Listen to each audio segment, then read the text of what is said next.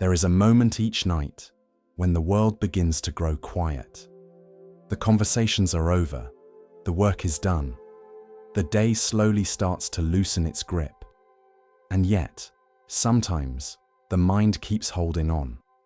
Tonight, let's practice letting go. Before we begin, I'd love to know where you're listening from tonight and what time it is where you are. It's always wonderful to see this peaceful community gathering from all around the world. Now take a slow breath in and a long, gentle breath out. Allow your body to relax and your thoughts to soften. Thank you for joining us on Buddha Bedtime Stories. Let's begin tonight's journey. In the center of a great plain stood an ancient banyan tree. The tree was so enormous that travelers used it as a landmark. Its branches spread outward like rivers flowing through the sky. Its roots descended from the limbs and entered the earth again, creating natural archways and shaded corridors beneath the canopy. Entire families could sit beneath it without touching one another. Birds nested in its branches. Monkeys played among its leaves. Travelers rested in its shade. Merchants stopped their carts beside it. Children climbed its roots. For generations, the banyan tree had become part of the landscape itself. People spoke of it the way they spoke of mountains: permanent, ancient, important. Far less attention was given to a tiny sparrow who lived among the upper branches. Her name, if birds can be said to have names, was Cheery. Compared to the banyan tree, she seemed insignificant. She weighed almost nothing. Her nest was small. Her voice was soft. Most creatures living beneath the tree never noticed her. Had someone asked whether a sparrow could change the world, nearly everyone would have laughed. What influence could such a tiny bird possibly possess? The banyan tree itself seemed to hold more significance than thousands of sparrows. Yet life often hides its deepest lessons inside the smallest things. One summer brought unusual heat. Weeks passed without rain. The streams shrank. Ponds became shallow. The grass turned yellow. Animals grew restless. Farmers watched the skies anxiously. Everyone hoped for clouds. None appeared. As the drought continued, many creatures left the region. Birds migrated elsewhere. Deer traveled deeper into the forest. Even insects became harder to find. The great banyan tree endured better than most. Its roots reached deep underground. It remained green while smaller plants withered. Yet even the banyan began showing signs of stress. Leaves fell earlier than normal. Branches drooped slightly. Life became harder for everyone, including Cheery. Each day, she flew farther in search of food. Each day, she returned more tired. One evening, while searching for seeds, she discovered something unusual. Near the edge of a dried streambed stood a small patch of green plants. Most vegetation had already turned brown. These plants remained alive. Curious, she landed nearby. The soil felt damp, not wet, but damp. Somehow moisture still existed beneath the surface. The sparrow ate several seeds and returned home. The next day, she visited again, then again. Soon the place became part of her daily routine. Unknowingly, she carried seeds away from the patch. Some remained trapped in her feathers. Others fell from her beak during flight. Still others passed naturally through her digestive system. The process seemed entirely unimportant. After all, she was only a sparrow, and they were only seeds. Several weeks later, the drought finally ended. Rain returned. The earth drank deeply. Streams filled again. The valley slowly recovered. Life resumed its familiar rhythm. Most creatures quickly forgot about the drought. The banyan tree certainly did. The following spring, something unexpected happened. Small plants began appearing throughout the valley, not unusual by itself, but these particular plants were different. They belonged to the same species Chiri had discovered beside the stream bed. They grew rapidly, produced abundant seeds, and proved remarkably resistant to dry conditions. The plants spread steadily, year after year. Their roots helped stabilize soil. Their seeds provided food for birds. Their flowers attracted pollinators. Farmers noticed improved conditions in several areas where the plants became established. No one understood how they had spread so widely. Certainly no one credited a sparrow. The years passed. The valley prospered. Life continued, and Chiri remained entirely unaware of her role. One autumn morning, a young monk arrived beneath the banyan tree. His name was Tenzin. He had recently entered monastic life and struggled with feelings of inadequacy. The monastery contained many gifted individuals. Some were brilliant teachers. Others excelled at meditation. Others cared for the sick. Others managed the gardens. Compared to them, Tenzin felt ordinary. Whatever task he performed seemed small, insignificant, replaceable. The feeling troubled him. One afternoon, after voicing these concerns to an elderly monk, he received unusual advice. Go sit beneath the banyan tree. That was all. No explanation, no lecture, just an instruction. The young monk obeyed. For several days, he sat beneath the enormous tree. At first, nothing happened. The tree stood. Birds sang. The wind moved through the branches. The experience seemed uneventful. Then, on the third day, he noticed a sparrow carrying tiny twigs. Back and forth, building a nest. The work appeared endless. The twigs seemed ridiculously small compared to the massive tree. Yet the bird continued, hour after hour, day after day. Eventually, a nest appeared. Small, simple, functional. The sight lingered in Tenzin's mind. Later that week, he mentioned it to the elderly monk. The old man smiled. What did you learn? The younger monk shrugged. A sparrow built a nest. The elder laughed softly. Yes. And? Tenzin frowned. The old monk waited. Finally, the younger man said, It built the nest one twig at a time. The elder nodded. Exactly. The lesson felt simple, perhaps too simple, yet over time, it deepened. Several months later, a severe storm struck the valley. Wind tore branches from trees. Rain flooded paths. The monastery suffered considerable damage. Afterward, everyone worked together to repair buildings.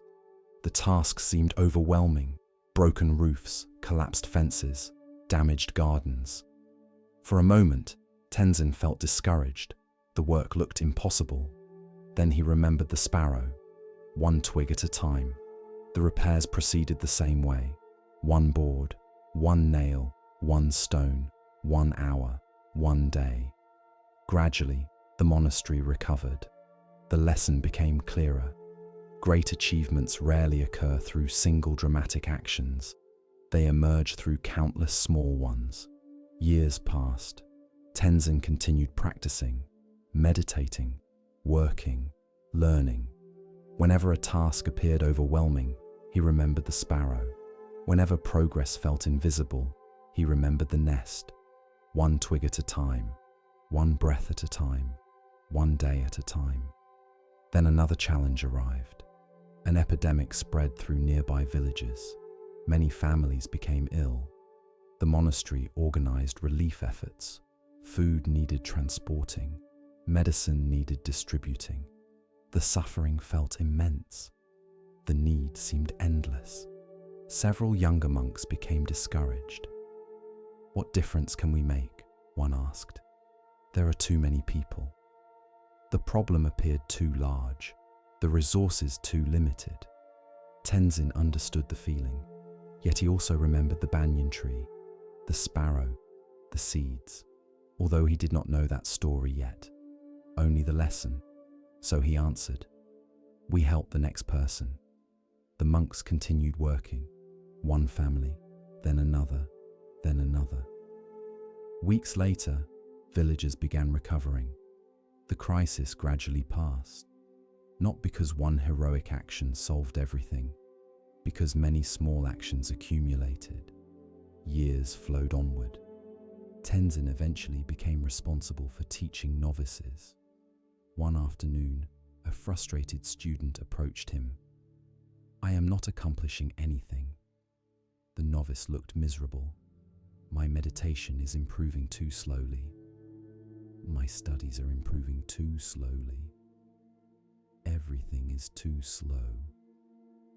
Tenzin smiled, then led the young monk to the banyan tree. The ancient giant still stood proudly in the center of the plain. Birds moved among its branches. Roots descended toward the earth. The tree seemed eternal. "How long do you think this tree took to grow?" Tenzin asked. The novice looked upward. "A very long time." "Would you plant a seed and demand a tree tomorrow?" "Of course not." The teacher nodded. "Then why demand it from yourself?" The novice fell silent, because the question revealed something obvious, yet easily forgotten. Years later, a wandering naturalist visited the region. The man studied plants, animals, and ecosystems. While exploring the valley, he became fascinated by the drought-resistant plants growing everywhere. Their distribution puzzled him. Eventually, he traced their origin back to the tiny patch near the dried stream bed. The mystery remained. How had the plants spread so widely? The naturalist spent months investigating. Finally, he reached a surprising conclusion. Birds, particularly sparrows. For years they had carried seeds across the valley. Small actions, repeated countless times. The result transformed entire ecosystems. The naturalist shared his findings with villagers. Many found the story amusing. Others found it inspiring. A few found it profound. Tenzin belonged to the final group. When he heard the story, he immediately thought of the sparrow, the nest, the monastery repairs, the relief efforts, the countless moments when small actions appeared insignificant. The realization struck deeply. The sparrow never intended to transform the valley. It simply did what it could. One seed, one flight, one day. And somehow those actions accumulated into something far greater. The lesson continued shaping Tenzin's life. As he aged, he became known for encouraging patience and consistency. Not grand gestures, not dramatic transformations, steady effort, compassionate action, small beginnings. One spring, a wealthy merchant visited the monastery. The man wanted to donate money, a great deal of money, but only if his contribution would create something spectacular, something memorable, something people would admire. After listening politely, Tenzin asked, "Have you ever watched a sparrow build a nest?" The merchant looked confused. "What does that have to do with charity?" The old monk smiled. "Everything." The merchant stayed several days. Eventually, he understood. The most meaningful contributions often arrive quietly, not through applause, not through recognition, through consistent acts of care. Late in life, Tenzin spent many afternoons sitting beneath the banyan tree. The ancient giant had grown even larger. New roots touched the earth. New birds nested among its branches. Generations of sparrows had come and gone. The valley continued changing. Yet the lessons remained. One evening, a child sat beside him. The boy pointed toward a sparrow carrying a tiny seed. "What difference can one seed make?" Tenzin smiled. A beautiful question. The same question many adults ask in different forms. What difference can one act of kindness make? One conversation, one moment of patience, one generous gesture, one person. The old monk looked toward the horizon, then back at the bird. More than you think. The child waited. Tenzin continued. The sparrow doesn't know where every seed will land. It doesn't know which ones will grow. It doesn't know what those plants might become. The wind moved softly through the banyan leaves. But it carries the seed anyway. The child nodded slowly.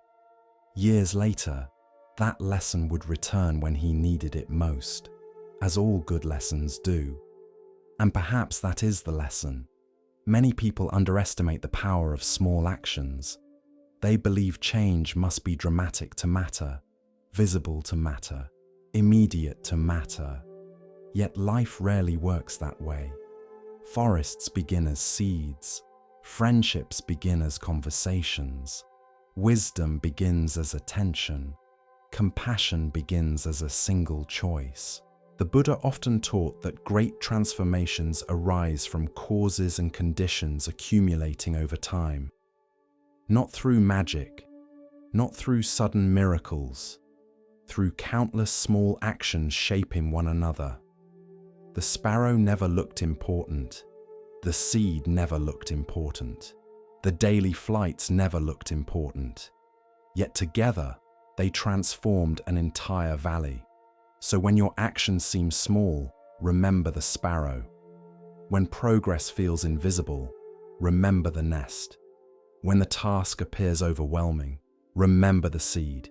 You do not need to change the whole world today. You do not need to solve every problem. You do not need to see the final outcome. Carry the seed, place the twig, take the next step, offer the kindness, speak the encouragement, plant the beginning. The results may remain invisible for a long time, but life has a remarkable way of multiplying sincere efforts. Just as one tiny sparrow helped reshape an entire valley without ever realizing it, our smallest actions often travel farther than we can see. And sometimes, long after we are gone, the seeds continue growing. As we continue our journey through the wisdom of Zen Buddhism, let us turn to a tale about recognition and the true nature of worth. This is the next story. There once stood a monastery on a rocky hill overlooking a valley of farms, rivers, and scattered villages. The monastery was not famous. Kings did not visit. Great scholars rarely traveled there. It possessed no treasures, no magnificent statues, no golden halls. Yet travelers often spoke about one unusual thing. Every evening, as darkness settled across the valley, a single candle burned in the main meditation hall. The candle was small, ordinary, almost unremarkable. Yet it had become a symbol throughout the region. People called it the ever-giving flame, not because it burned forever, because it seemed to teach a lesson no one forgot. Among the young novices living at the monastery was a boy named Kenji. Kenji was intelligent, curious, hard-working, but he struggled with generosity. Not because he was selfish, at least not intentionally. He simply feared losing what he had. When food was shared, he worried there might not be enough. When possessions were borrowed, he worried they would not return. When time was requested, he worried he would fall behind in his own work. His fear was quiet, subtle, but powerful. Whenever opportunities to give appeared, a voice inside him whispered, "What if you need it later? What if there isn't enough? What if giving leaves you with less?" The voice rarely shouted. It didn't need to. It spoke softly, persistently, like water dripping onto stone. One evening, while helping prepare the meditation hall, Kenji noticed the old abbot lighting the central candle. The flame flickered gently. The hall glowed with warm light. Several smaller candles sat nearby. One by one, the abbot used the main candle to light them. Soon, dozens of flames illuminated the room. The sight was beautiful. Yet something puzzled the young novice. After the ceremony, he approached the abbot. "Master?" The old monk smiled. "Yes?" Kenji pointed toward the candles. "Why do we always light them this way?" The abbot looked thoughtful. "Which way?" "Using one candle to light all the others." The old monk smiled. "Watch carefully tomorrow." The answer felt unsatisfying. Yet Kenji had learned that the abbot rarely explained things immediately. The following evening, the novice arrived early. He watched closely. Again, the central candle was lit first. Then it ignited another candle, then another, then another. Soon, the hall glowed with dozens of flames. When the ceremony ended, the abbot approached. "What did you notice?" Kenji frowned. "The same thing as yesterday." The old monk nodded. "And the first candle? What about it? Did it lose its flame?" The novice blinked. "No." The abbot smiled. "It shared light, without becoming darker." The lesson seemed simple, perhaps too simple. Kenji nodded politely. Yet he sensed the old monk was pointing towards something deeper. Several weeks later, an opportunity arrived. A severe storm struck a neighboring village. Several homes were damaged. Food supplies were ruined. Many families struggled. The monastery organized relief efforts. Monks gathered rice, medicine, blankets, tools. Everyone contributed what they could, including the novices. When Kenji looked at his small storage chest, uncertainty appeared immediately. He possessed only a few things: a warm blanket, some saved food, a spare robe. Nothing excessive, nothing luxurious. If he gave away part of it, he would have less. The familiar voice returned. "What if you need it later?" The fear felt reasonable, practical, responsible. Yet something about it bothered him. That evening, he sat alone in the meditation hall. The candles flickered softly. Eventually, the abbot entered. Without looking up, the old monk asked, "What troubles you?" Kenji sighed. "I want to help." The monk nodded. "But?" The novice hesitated. "What if I need what I give away?" The old monk sat beside him. For several moments they watched the flames. Then the abbot pointed toward the central candle. "How many candles did it light tonight?" "Dozens." "And how much light did it lose?" Kenji smiled slightly. "None." The old monk nodded. "Interesting." The answer irritated him, because it seemed too simple for a complicated problem. The abbot noticed, then asked, "What do you think generosity means?" Kenji considered carefully. "Giving things away." The old monk smiled. "Partly." "Then what else?" The answer came softly. "Trust." The next morning, Kenji donated part of his supplies. Not everything, not dramatically, just enough to matter. The act felt uncomfortable. For several days, he worried. What if he needed those things later? What if he made a mistake? Nothing terrible happened. Life continued. The world did not collapse. In fact, something unexpected occurred. The act of giving felt lighter than the fear of giving. The realization surprised him. Months passed. The lesson continued unfolding. One afternoon, a new novice arrived at the monastery. The boy struggled with reading. While other students advanced quickly, he fell behind. Embarrassment isolated him. Eventually, the teachers asked Kenji to help. The request created another conflict. Teaching required time that could be spent studying. practicing, improving himself. Again, the familiar voice appeared. What if helping slows your own progress? Yet he remembered the candle, so he agreed. For several months, he spent extra hours helping the younger novice learn. The process required patience, repeated explanations, countless mistakes, gradual improvement. Eventually, the boy succeeded. The joy on his face felt genuine. Unexpectedly, Kenji discovered something else. Teaching strengthened his own understanding. Knowledge, like flame, seemed capable of spreading without diminishing, perhaps even growing. Years passed. The novice became a monk, then a teacher. The lesson followed him everywhere. One spring, a wealthy merchant visited the monastery. The man donated a large sum of money, then announced the gift publicly, several times, to many people. After he departed, a young student asked, "Was that generosity?"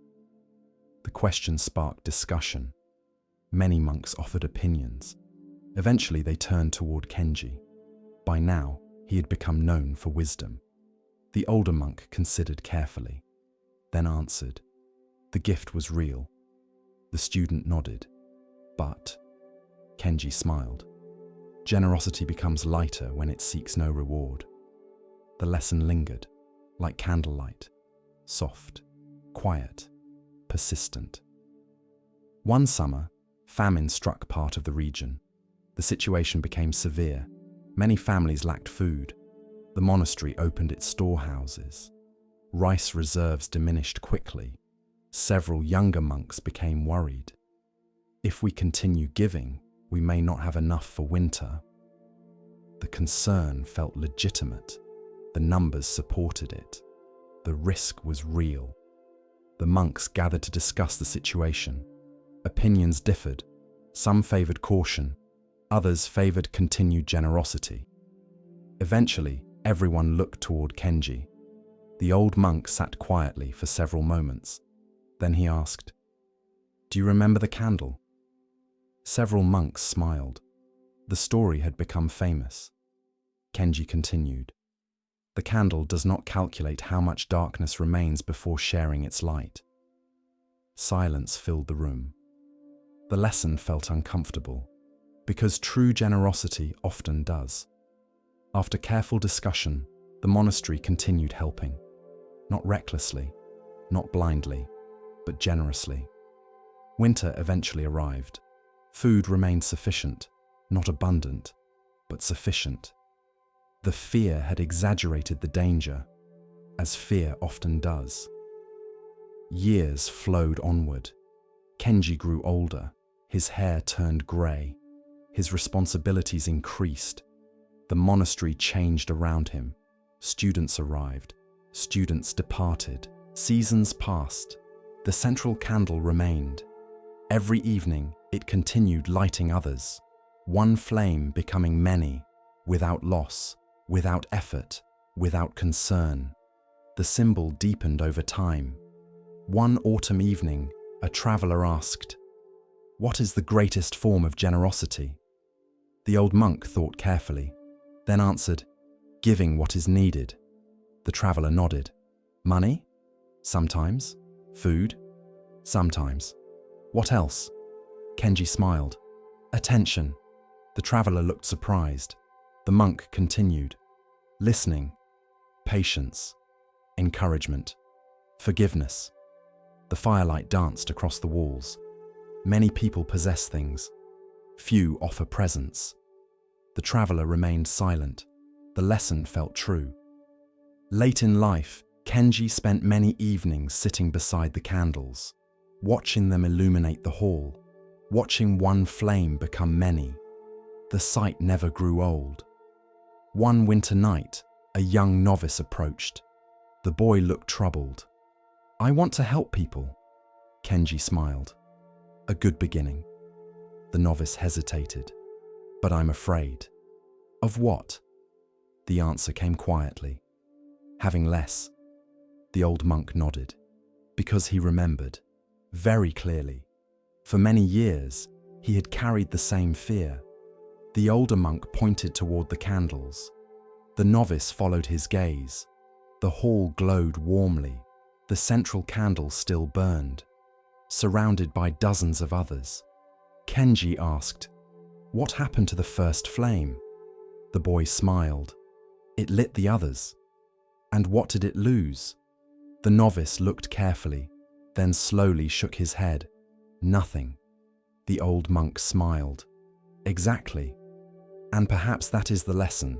Many people fear generosity because they imagine life as a fixed amount of happiness, a fixed amount of success, a fixed amount of love, a fixed amount of opportunity. If someone else receives more, they assume they must receive less. But many of the most important things in life do not work this way. Knowledge grows when shared. Kindness grows when shared. Compassion grows when shared. Encouragement grows when shared. Love grows when shared. Like a candle lighting another candle, the original flame remains, yet the world becomes brighter. The Buddha often taught that generosity is not merely an action, it is a way of relating to life, a recognition that clinging creates fear while sharing creates freedom. The generous heart trusts abundance where fear predicts scarcity, not because resources are infinite, because connection is. So when opportunities to give appear, remember the candle. Not every gift must be large. Not every act must be dramatic.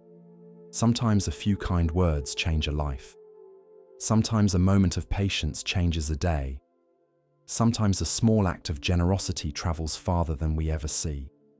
One flame, then another, until the darkness becomes light, and no flame loses itself in the process. As we move deeper into the quiet teachings of Zen, we come to a story about seeing clearly and understanding true value. Listen carefully to the next story. The city of Shorin was famous for its walls. Massive stone walls surrounded the entire city. They stood taller than 3 men, thick enough for guards to patrol along their tops, strong enough to withstand storms, armies, and the passage of time. People spoke proudly about those walls. Visitors admired them. Merchants trusted them. Citizens felt protected by them. The walls represented safety, security, control, or so everyone believed. Among the people living inside the city was a man named Tetsu. Tetsu spent most of his life trying to feel secure.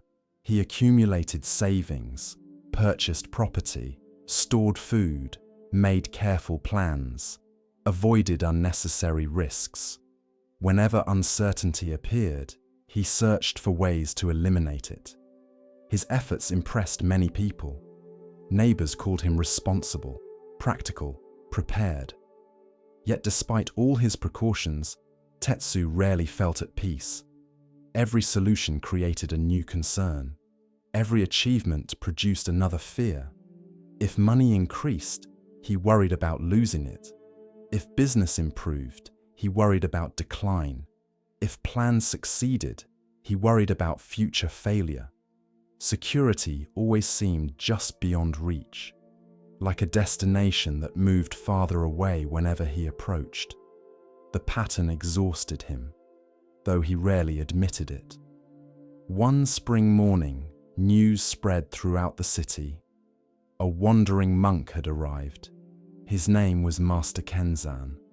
Travelers spoke highly of him, not because he performed miracles, because he asked uncomfortable questions, questions that lingered, questions that quietly changed people. Curiosity eventually brought Tetsu to one of the monks' gatherings. The old teacher sat beneath a large tree near the market. His robe was worn, his belongings minimal, yet his presence seemed remarkably peaceful. Several villagers asked questions. One man asked about happiness, another asked about success. Eventually, Tetsu raised his hand. "Master, how does a person become secure?" The monk smiled. "Secure from what?" The answer immediately irritated him. "Loss, failure, misfortune, uncertainty."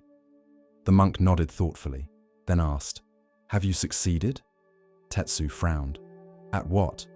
"Becoming secure." The crowd laughed softly. The question landed more deeply than he expected, because the answer was obvious. No. Despite years of effort, complete security remained absent. The monk smiled gently. Interesting. Several days later, Tetsu encountered Kenzan again. This time the monk was walking through the city alone. On impulse, Tetsu joined him. They wandered narrow streets, past merchants and craftsmen. Eventually, they reached the city's main gate. The gate was enormous. Heavy wooden doors, reinforced with iron. Guards stood nearby. The structure symbolized everything the city valued: protection, control, safety. Kenzan stopped, then asked, "What keeps the city safe?" Tetsu looked confused. "The walls, the gate, the guards." The monk nodded. "Good." Then he pointed toward the open gate. People entered freely. People departed freely.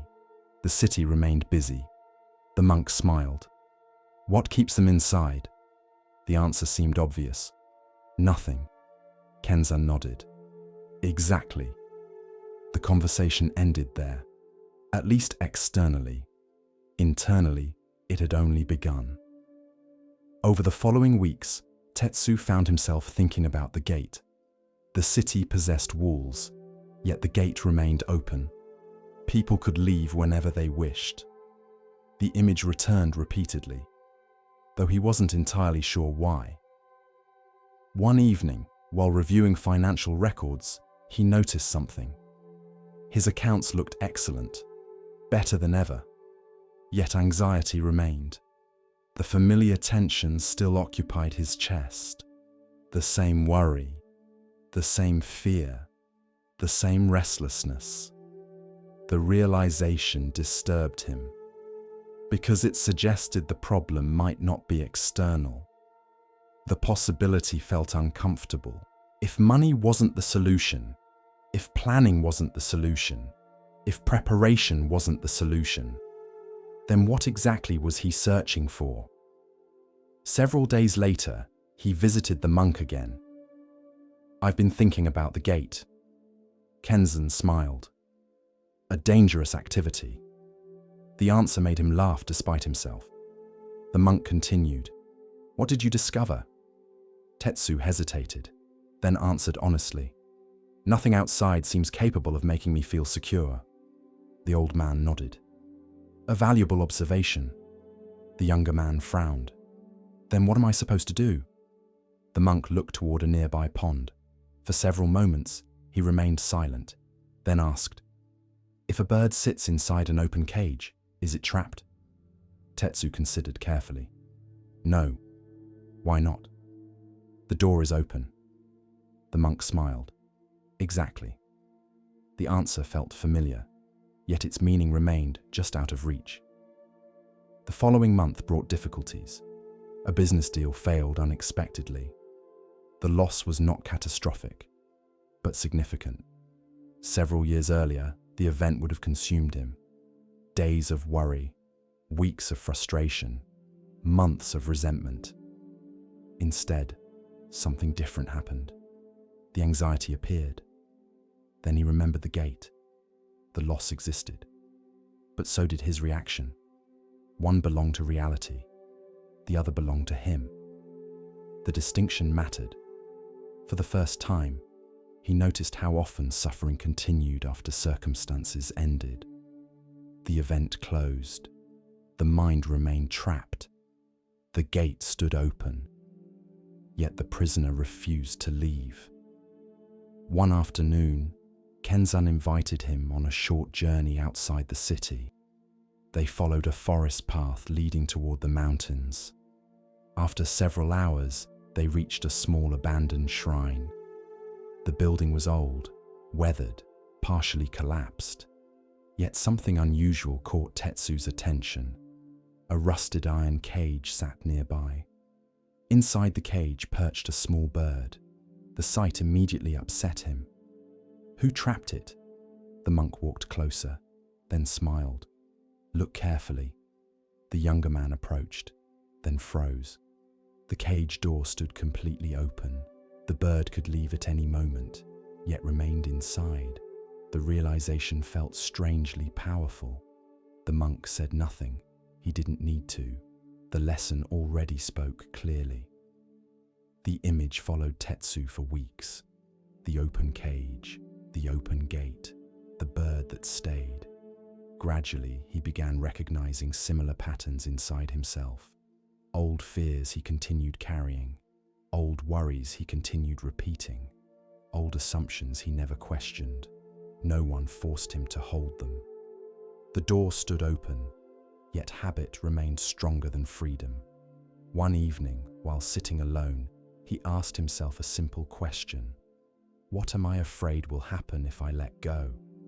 The answer arrived immediately. Anything, everything, the unknown.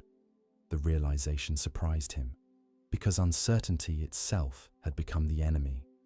Not specific outcomes, uncertainty. And uncertainty, by definition, could never be eliminated completely. He had spent years fighting something impossible to defeat. As the seasons changed, so did Tetsu. Not dramatically, gradually.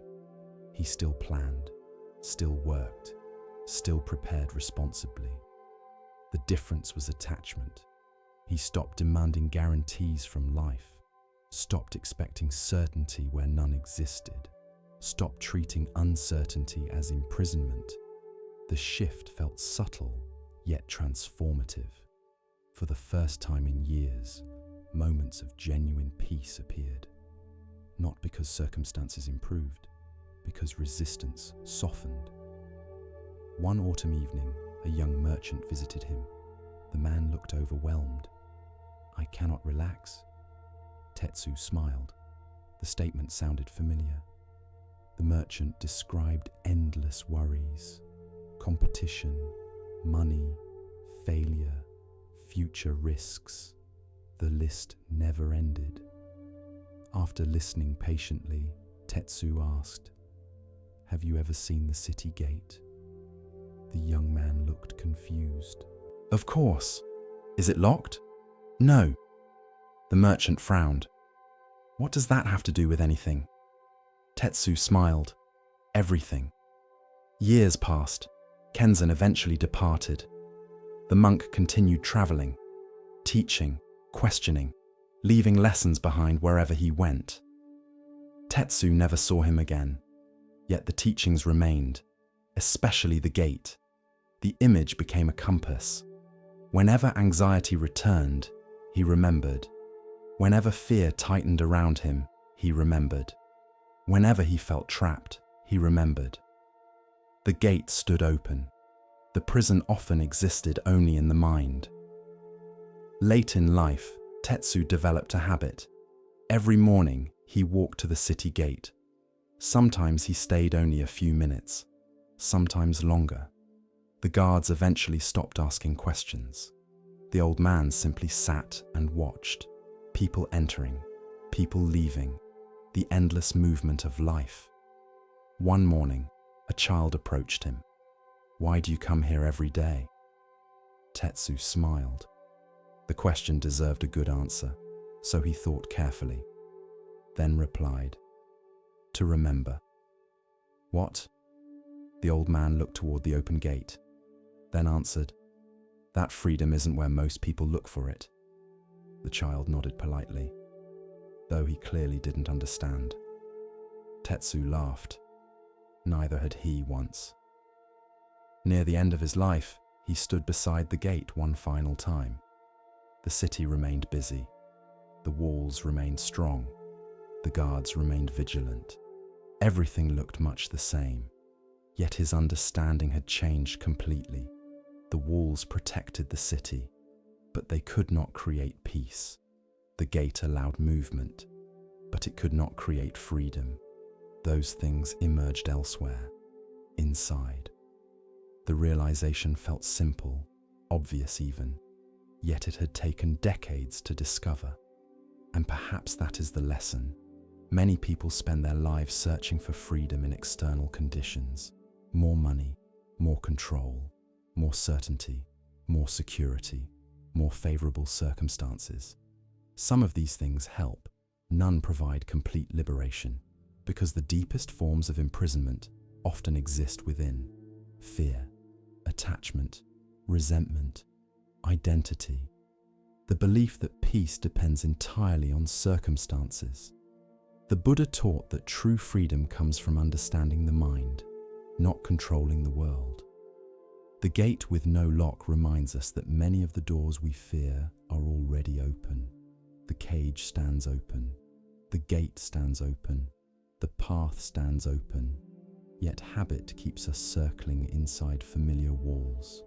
Freedom begins the moment we notice, the moment we question, the moment we realize that uncertainty is not the same as captivity, loss is not the same as imprisonment, change is not the same as danger, life remains unpredictable, the gate remains open, and every day we are invited to walk through it, not into another place, into a different relationship with the one we are already in.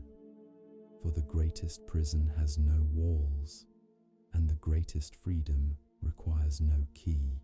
With each step on the Zen path, a new lesson unfolds. Now we turn to a story about recognition, of self, of others, and of what truly matters. Listen carefully to the next story. In a quiet valley between two blue mountains, there was a small Buddhist monastery where the mornings began before sunrise and the evenings ended with the sound of a wooden bell.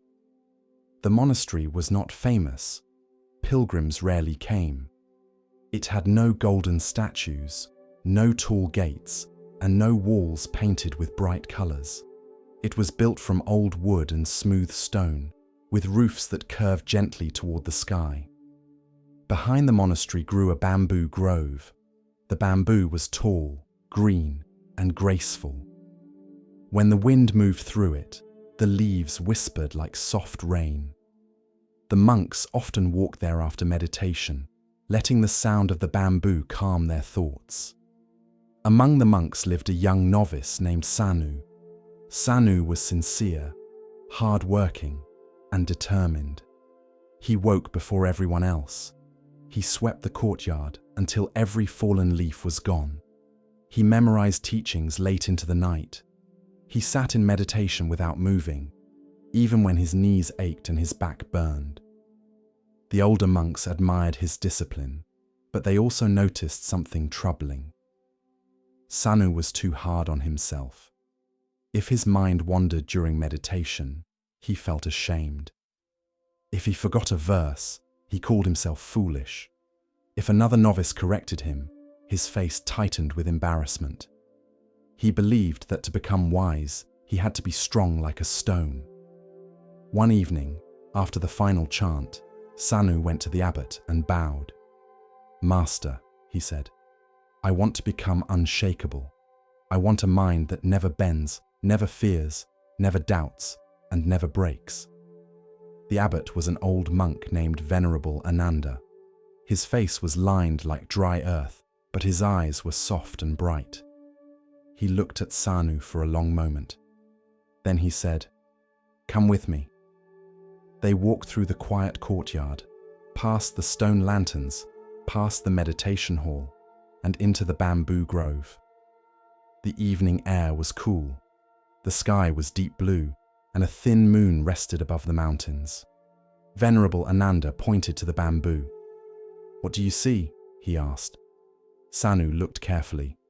"I see bamboo, master. Tall bamboo, straight bamboo, strong bamboo." The old monk nodded. "And what do you think makes it strong?" Sanu answered quickly. "It stands upright. It does not collapse. It rises above the earth." Venerable Ananda smiled faintly. Perhaps, he said, or perhaps its strength is something else.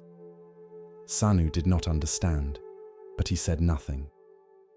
The next morning, the sky changed. Dark clouds gathered over the mountains. The air became heavy and still. Birds flew low. The leaves of the bamboo grove stopped whispering and became silent. By midday, rain began to fall. At first, it was gentle. Then it grew harder. The monastery roofs rattled.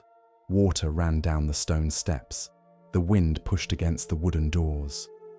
By evening, a fierce storm had entered the valley. The monks closed the shutters and secured the lamps. Thunder rolled across the sky. Rain struck the earth so hard it sounded like thousands of drums. Sanu sat in the meditation hall, trying to keep his mind still. But his thoughts were restless. What if the roof breaks? What if the old trees fall? What if the storehouse floods? What if I am afraid because my practice is weak? He clenched his hands in his lap and tried to force his thoughts into silence. But the harder he tried, the louder they became. Finally, unable to bear it, he rose and walked to the doorway. Through the rain, he could see the old pine tree near the monastery gate. It had stood there longer than anyone could remember. Its trunk was thick. Its branches were heavy. Its roots gripped the earth like giant fingers. Sanu had always admired that tree. It is strong, he thought. That is how I must become. Then a violent gust of wind struck the valley. The pine tree groaned, its branches twisted, its trunk shuddered. The wind pressed harder and harder against it. The tree resisted, stiff and proud. Then, with a sound like the cracking of the earth itself, the pine split. Half of it tore away and crashed to the ground. Sanu stepped back, startled. The next morning, the storm had passed. The monastery was wet and quiet. Mist floated between the trees. Broken branches lay across the path. The air smelled of rain, leaves, and fresh mud. Sanu hurried to the gate. The great pine had fallen. Its roots were torn from the earth. Its thick trunk lay shattered across the ground. The tree that had seemed so powerful was now broken and still. Sanu stood there in silence. Then Venerable Ananda appeared beside him. "You admired this tree," the abbot said gently. "Yes, master," Sanu whispered. "It was strong." The old monk looked toward the bamboo grove. "Come." They walked together through the wet courtyard and into the grove. Sanu expected to see destruction. He expected the bamboo to be broken, scattered, flattened by the storm. But the bamboo was still there. Its thin green stalks were bent low beneath the weight of rainwater, but they were not broken. Some leaned almost to the ground. Others curved like bows. Drops of water slid down their leaves and fell softly into the mud. Then, as the morning sun warmed the grove, the bamboo began to rise. Slowly, quietly. One stalk lifted, then another, then another. By midday, the grove stood tall again, shining with rain. Sanu stared in wonder. "The bamboo survived," he said. Venerable Ananda nodded. "Because it knew how to bend." Sanu lowered his eyes. The old monk continued. "The pine resisted the storm. The bamboo moved with it. The pine believed strength meant never yielding. The bamboo understood that yielding is sometimes what allows life to continue." Sanu was quiet for a long time. Then he asked, "Master, should we not try to be strong?" The abbot smiled. "We should, but you must understand what strength is. A rigid mind breaks under suffering. A flexible mind receives suffering, learns from it, and rises again." Sanu listened carefully. "Pain will come," said the abbot. "Loss will come. Change will come. People will disappoint you. Your body will grow tired. Your thoughts will wander. Plans will fail. The world will not always obey your wishes. If you make your heart hard, you may think you are protected. But hardness cannot protect you from life. It only makes it easier for you to break. The words entered Sanu slowly. For many days after the storm, he thought about the bamboo. When he meditated and his mind wandered, he no longer clenched his jaw. Instead, he gently noticed the thought and returned to his breath. When he made a mistake while chanting, he bowed, corrected himself, and continued. When another novice spilled rice during the midday meal, Sanu began to scold him, then stopped. He remembered the bamboo bending in the rain, so he simply helped clean the floor. Weeks passed. One afternoon, a traveler arrived at the monastery. He was angry and exhausted. His clothes were muddy and his face was full of frustration. He demanded food. He complained about the road. He criticized the monastery for being too simple. He mocked the monks for wasting their lives in silence. Sanu felt heat rise in his chest. He wanted to defend the monastery. He wanted to prove the traveler wrong. He wanted to speak sharply and show that he was not weak. But then he heard the wind moving through the bamboo grove. Soft, patient, untroubled. Sanu breathed in. Then he bowed and said, "You must have had a difficult journey. Please sit. I will bring you tea." The traveler seemed surprised. He sat down. Sanu brought tea, rice, and warm water for washing. The man ate in silence. Slowly, the anger left his face. After a while, he said, "I spoke rudely." Sanu answered, "The road was hard." The traveler looked down at his bowl. "My son is ill," he said quietly. "I am afraid he will die. I did not know where to place my fear, so I placed it here." Sanu felt his anger dissolve. In that moment, he understood something. The traveler's harsh words had been like wind. If Sanu had stood rigidly against them, there would have been a storm between them. But because he had bent, something hidden had been revealed. Fear, grief, love. That evening, Sanu went to Venerable Ananda. "Master," he said, "today I bent, and I did not break." The old monk smiled. "And what did you discover?" Sanu thought for a moment. "I discovered that bending is not weakness. It gives space for compassion." The abbot nodded. "Yes, a mind that bends can listen. A heart that bends can understand. A life that bends can survive many storms." Years passed. Sanu grew older. His face became calmer. His movements became slower. He became known not for strictness, but for gentleness. Young novices came to him with their frustrations. One said, "I cannot meditate. My mind is too restless." Sanu would answer, "Then sit with a restless mind. Do not fight it like an enemy. Bow to it and return to the breath." Another said, "Someone insulted me and I cannot stop thinking about it."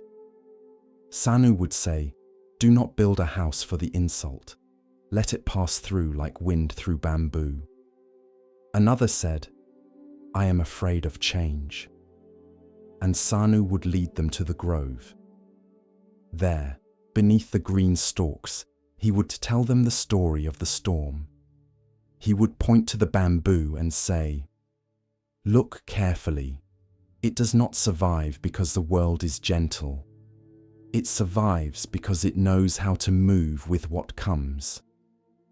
One winter, many years later, another storm entered the valley. This storm was stronger than the first. Rain fell for 3 days. The mountain paths turned to rivers. The old storage shed collapsed. Several trees were uprooted. The monks were frightened.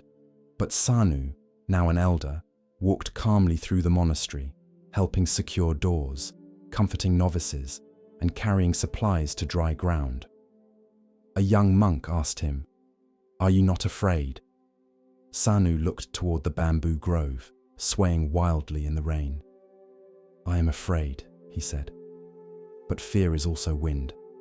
I do not need to become hard against it." The young monk listened. Sanu continued, "Let the body feel fear. Let the mind know fear. But do not let fear become the master of the house." The storm passed by morning. Again, the bamboo rose. Some stalks were bruised. Some leaves were torn. Some branches had snapped. But the grove was alive. Sanu stood among them, touching one wet green stalk with his old hand. He remembered the young novice he had once been, the boy who wanted to become unshakable, the boy who believed wisdom meant never bending. Now he understood. Nothing alive is truly unshakable. The body changes, the heart changes, the world changes, the people we love change. Even mountains are slowly shaped by wind and rain. Peace does not come from refusing change. Peace comes from learning how to meet change without losing the kindness within us. That evening, as the monks gathered for meditation, Sanu spoke softly. "When suffering comes, do not ask, 'How can I make myself hard enough to never feel this?' Ask instead, 'How can I remain open without being destroyed? How can I bend without losing my roots?'" The hall was silent. Outside, the bamboo moved gently in the night breeze. Sanu closed his eyes. He could hear the soft rustling of leaves. It sounded like the earth itself was breathing. And in that sound, he heard the lesson again. Be rooted, but not rigid. Be steady, but not stiff.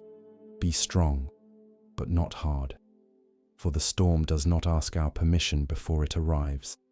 But if we learn to bend with wisdom, breathe with patience, and rise again with compassion, then even the fiercest winds can become part of the path.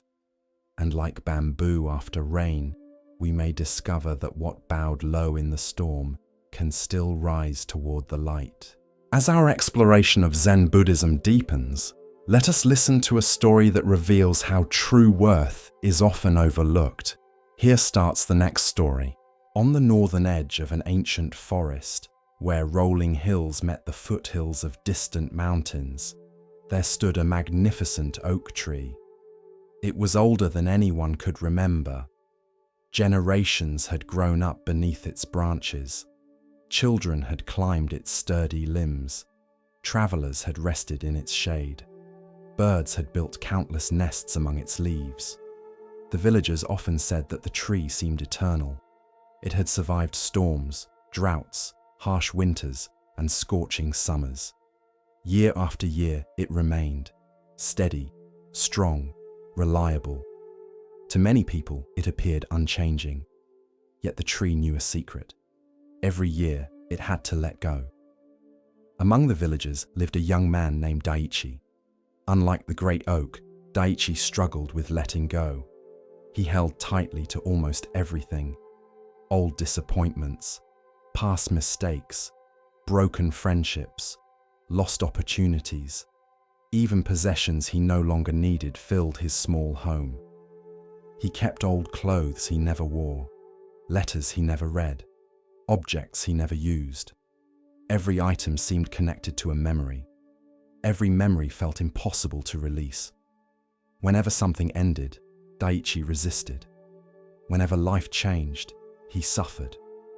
Deep down, he believed that holding on would somehow protect him. Yet the opposite seemed true. The more tightly he clung to things, the heavier his life became. One autumn afternoon, after another day spent worrying about the past, Daiichi wandered into the forest. The air was cool, the sunlight softer than summer. Leaves drifted lazily through the sky. Gold, amber, crimson. The entire forest seemed painted with color. Eventually he reached the great oak. Its enormous branches stretched overhead. Thousands of leaves still covered the tree, yet many had already begun to fall. Daiichi sat beneath it. For a while he simply watched. A breeze moved through the branches. Several leaves detached and floated downward. None seemed to resist. None appeared afraid. They simply released their grip and drifted gently toward the earth. As he watched, an elderly monk approached along the forest path. Daiichi recognized him immediately.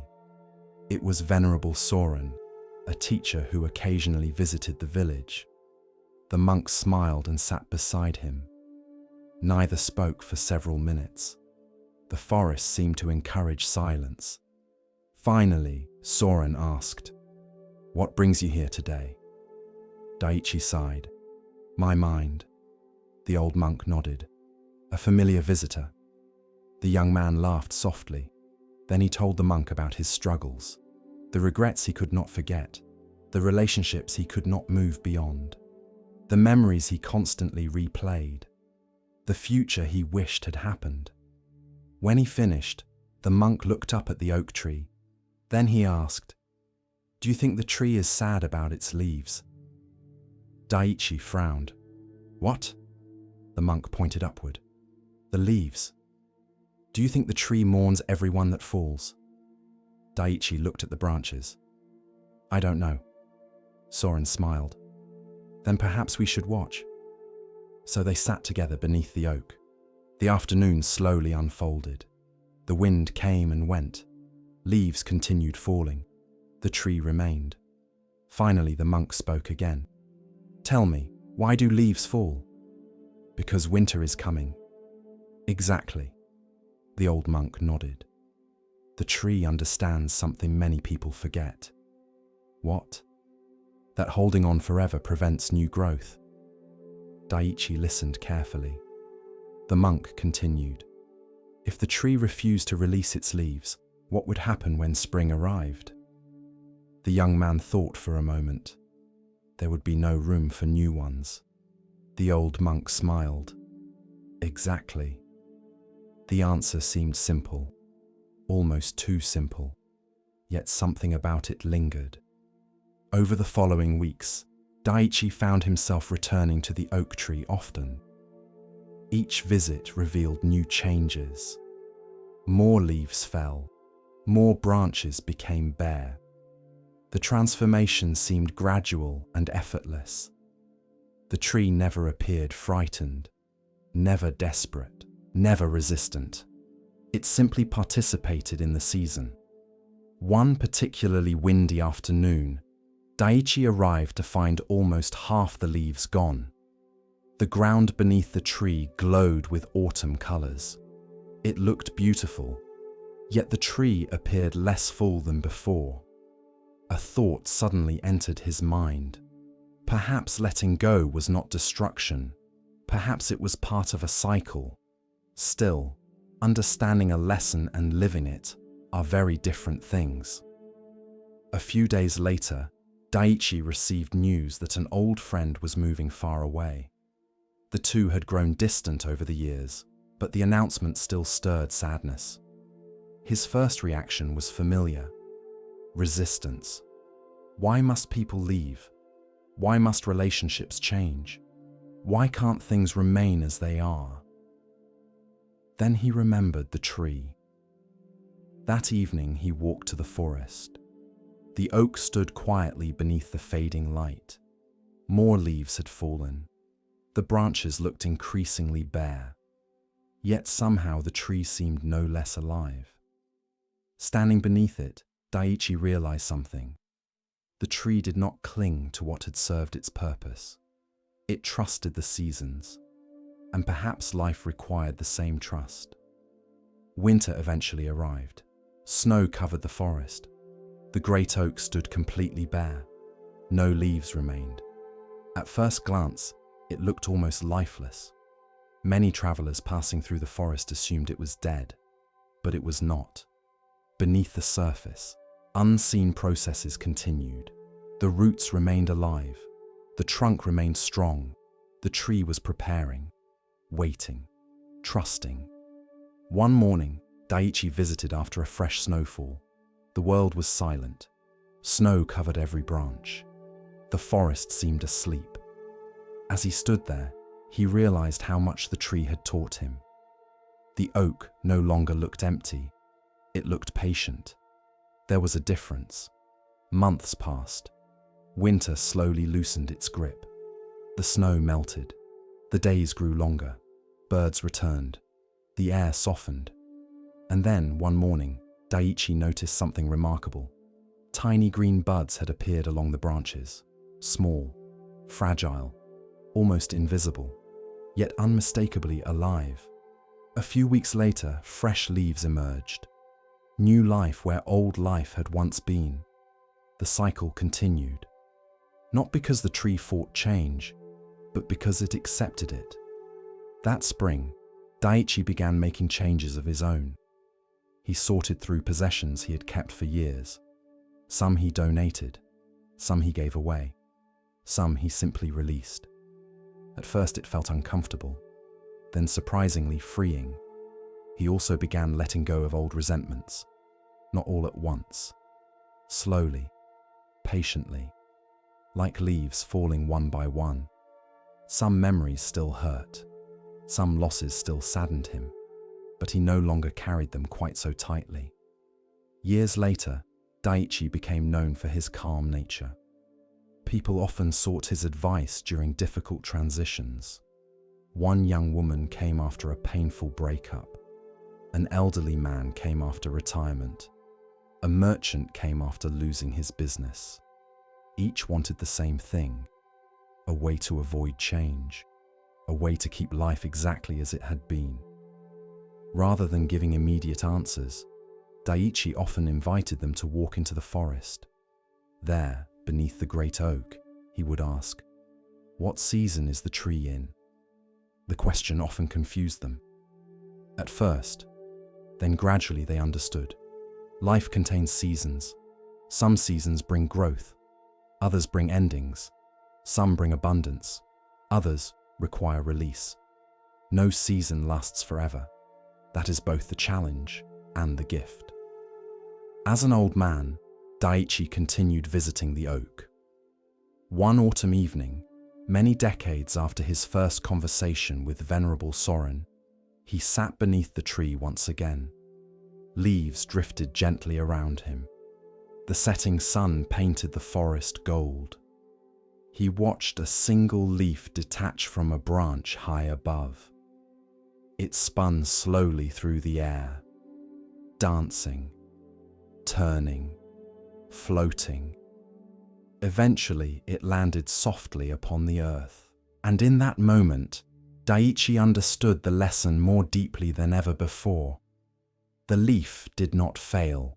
The tree did not lose. Nothing had gone wrong. The leaf had simply completed its time. Its journey continued in another form. The earth would receive it. The soil would nourish future growth. Nothing was wasted. Nothing was truly separate. The same was true of so many things in life: relationships, dreams, chapters, roles, possessions, even certain versions of ourselves. Not everything is meant to remain forever. Some things arrive to teach us. Some arrive to comfort us. Some arrive to transform us. And then they leave. Not because they lacked value, but because their purpose has been fulfilled. The oak understood this. The seasons understood this. Nature understood this. Perhaps wisdom was simply learning to understand it too. As twilight settled over the forest, Daiichi closed his eyes and listened to the wind moving through the branches. The sound was gentle, peaceful, almost like a whisper. And if the wind could speak, it might have said, "Do not fear letting go. The tree does not mourn every leaf. It trusts the spring that has not yet arrived. Trust the seasons of your own life as well. For sometimes the very thing you are afraid to release is making space for something beautiful that has not yet begun to grow." In a remote valley, nestled between snow-capped mountains, there stood a village that knew the rhythm of the seasons better than the passage of years. The villagers measured time not by calendars, but by nature. The arrival of swallows marked the beginning of spring. The blooming of wildflowers announced summer. The golden harvest signaled autumn, and the first snowfall declared the arrival of winter. For generations, life followed this cycle. The people respected it, trusted it, lived alongside it. Yet every winter brought challenges. The days became short, the nights became long. The fields lay dormant beneath blankets of snow. The mountains disappeared behind storms. Travel became difficult. Food became precious. And many villagers quietly endured a heaviness they rarely spoke about. Among them lived a young woman named Aya. Aya had once been known for her cheerful spirit. As a child, she laughed easily. As a teenager, she dreamed endlessly. As a young adult, she believed life would unfold exactly as she imagined. But life rarely follows our plans. Several difficult years had changed her. Her mother had fallen ill. The family farm struggled. A man she hoped to marry had moved away and never returned. One disappointment followed another. Nothing catastrophic, nothing dramatic. Just enough sorrow, repeated often enough, to slowly dim her spirit. By the time she reached her late 20s, Aya no longer expected much from life. She still worked hard. She still helped others. She still smiled when required. But her joy felt distant, like a memory from another season. Then came the hardest winter anyone could remember. Snow arrived early. Storms lasted for weeks. The river froze. Roads disappeared beneath drifts of ice. The village became isolated. Many people worried. Some feared food shortages. Others feared illness. The darkness seemed endless. As winter deepened, so did Aya's sadness.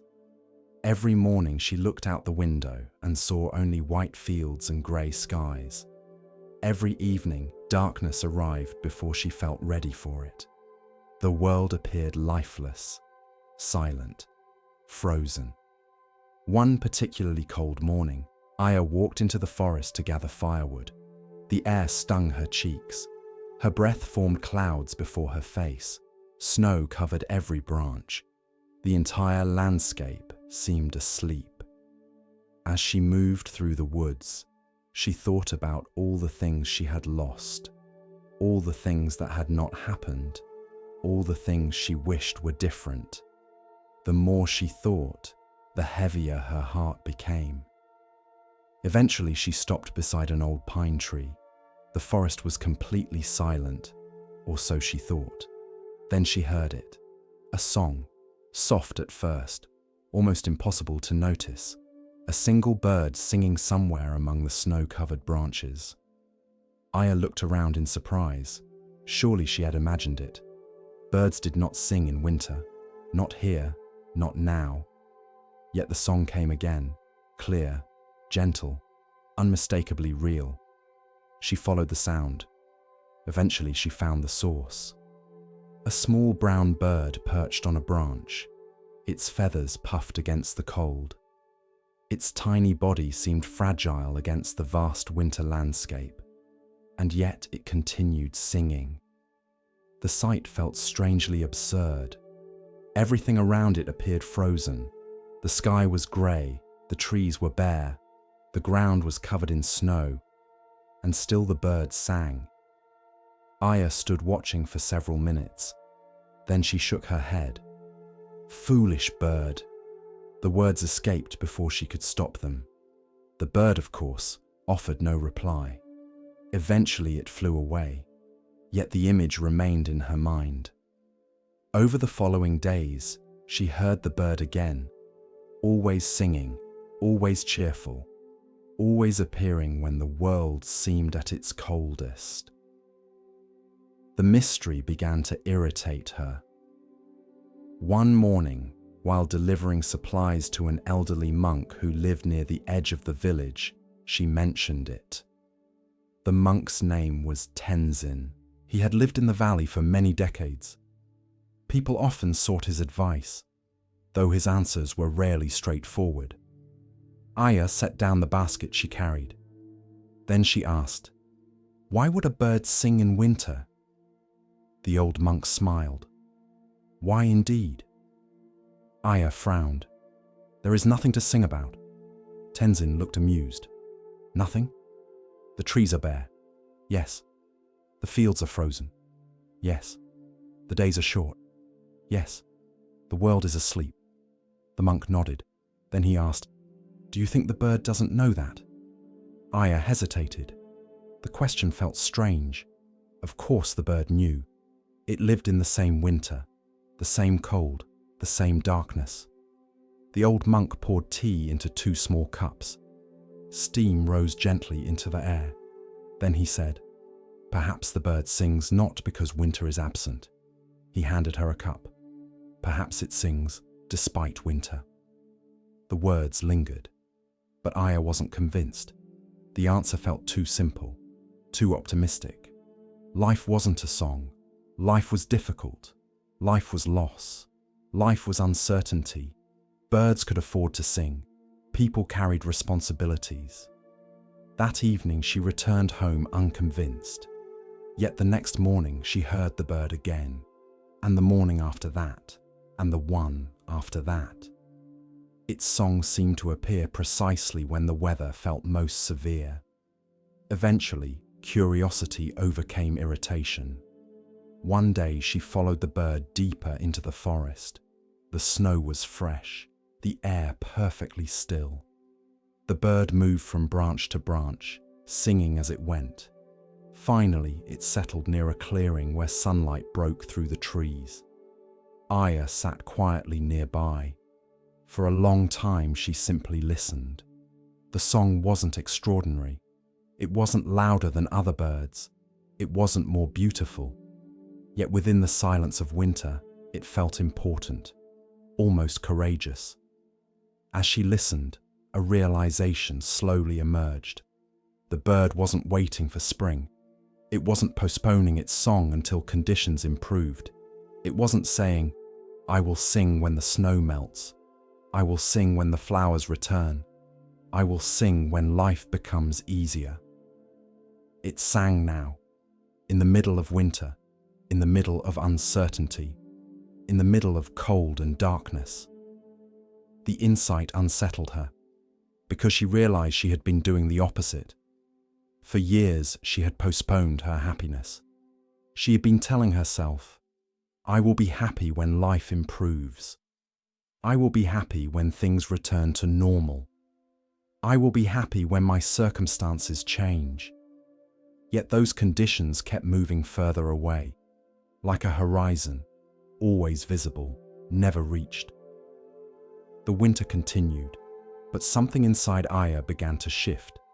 Not dramatically, not all at once, slowly. One morning she noticed the beauty of sunlight reflecting on snow. Another day she enjoyed sharing tea with a neighbor. Another day she laughed unexpectedly during a conversation. Small moments, ordinary moments, moments she might previously have overlooked. The hardships remained. The cold remained. The uncertainty remained. Yet she discovered that joy and difficulty could exist together. One did not have to wait for the other to disappear. Several weeks later, a fierce storm struck the valley, the worst of the season. Wind howled through the mountains. Snow piled against doors. Many villagers stayed indoors for days.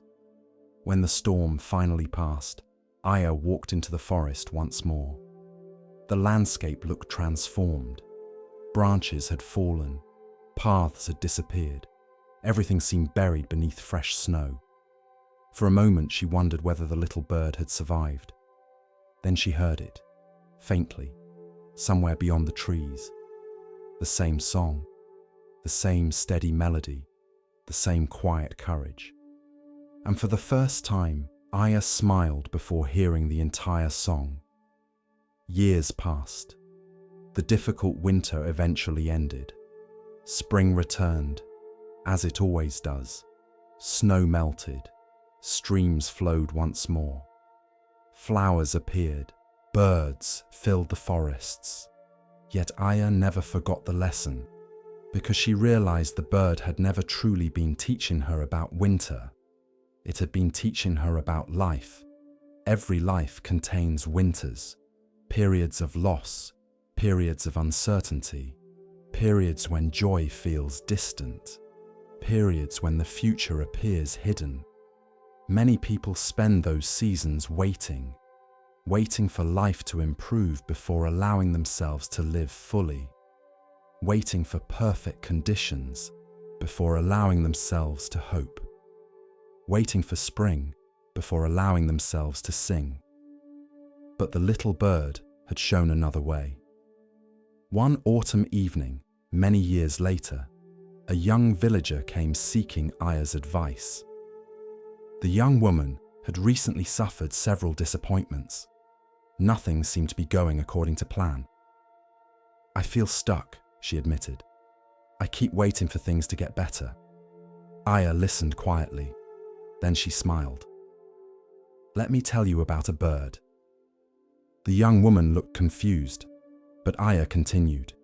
She told the story of the hardest winter, the silent forest, the tiny bird, the unexpected song. When she finished, the young woman sat quietly for a long time. Then she asked, "So, what was the lesson?" Aya looked toward the mountains. The evening sky glowed softly above them. Then she answered, "The bird never waited for spring to begin singing." Silence followed. Then understanding slowly appeared on the young woman's face. Years later, long after Aya herself had grown old, people in the valley still told the story. Children learned it. Travelers carried it to distant places. And every winter, whenever someone heard a bird singing unexpectedly among the snow-covered trees, they remembered. Life will always contain winters. No one escapes them. Loss comes, change comes, disappointment comes. But joy does not belong only to spring. Peace does not belong only to easy seasons. Hope does not belong only to those whose lives are perfect. Sometimes the bravest thing we can do is sing anyway. Not because winter isn't real, not because suffering doesn't exist, but because the heart is capable of holding both sorrow and beauty at the same time. And perhaps that is the lesson of the bird. Do not wait for life to become perfect before allowing yourself to live. Do not wait for every problem to disappear before allowing yourself to smile. Do not wait for spring before allowing yourself to sing. The snow may still fall. The winds may still blow. The nights may still be long. Yet somewhere within you, a song remains. And if a small bird can find its voice in the middle of winter, perhaps we can too. Continuing along the path of Zen insight, we pause now to hear a teaching about perception and hidden value. Listen carefully to the next story. Professor Daiichi was one of the most educated men in the kingdom. His reputation stretched far beyond the city where he taught. He had studied philosophy, history, poetry, mathematics, and religion. He had debated scholars, written books, delivered lectures to crowded halls. Students traveled great distances simply to hear him speak. And yet, despite all his knowledge, he was restless. The more he learned, the more questions appeared. The more books he read, the more uncertain he became. At first, he believed the answer was more knowledge. So he read more, studied more, collected more ideas, filled more notebooks. But the feeling remained, a quiet dissatisfaction, a sense that something important was still missing. One spring morning, while visiting a neighboring province, Daichi heard rumors of an elderly Zen monk who lived alone in the mountains.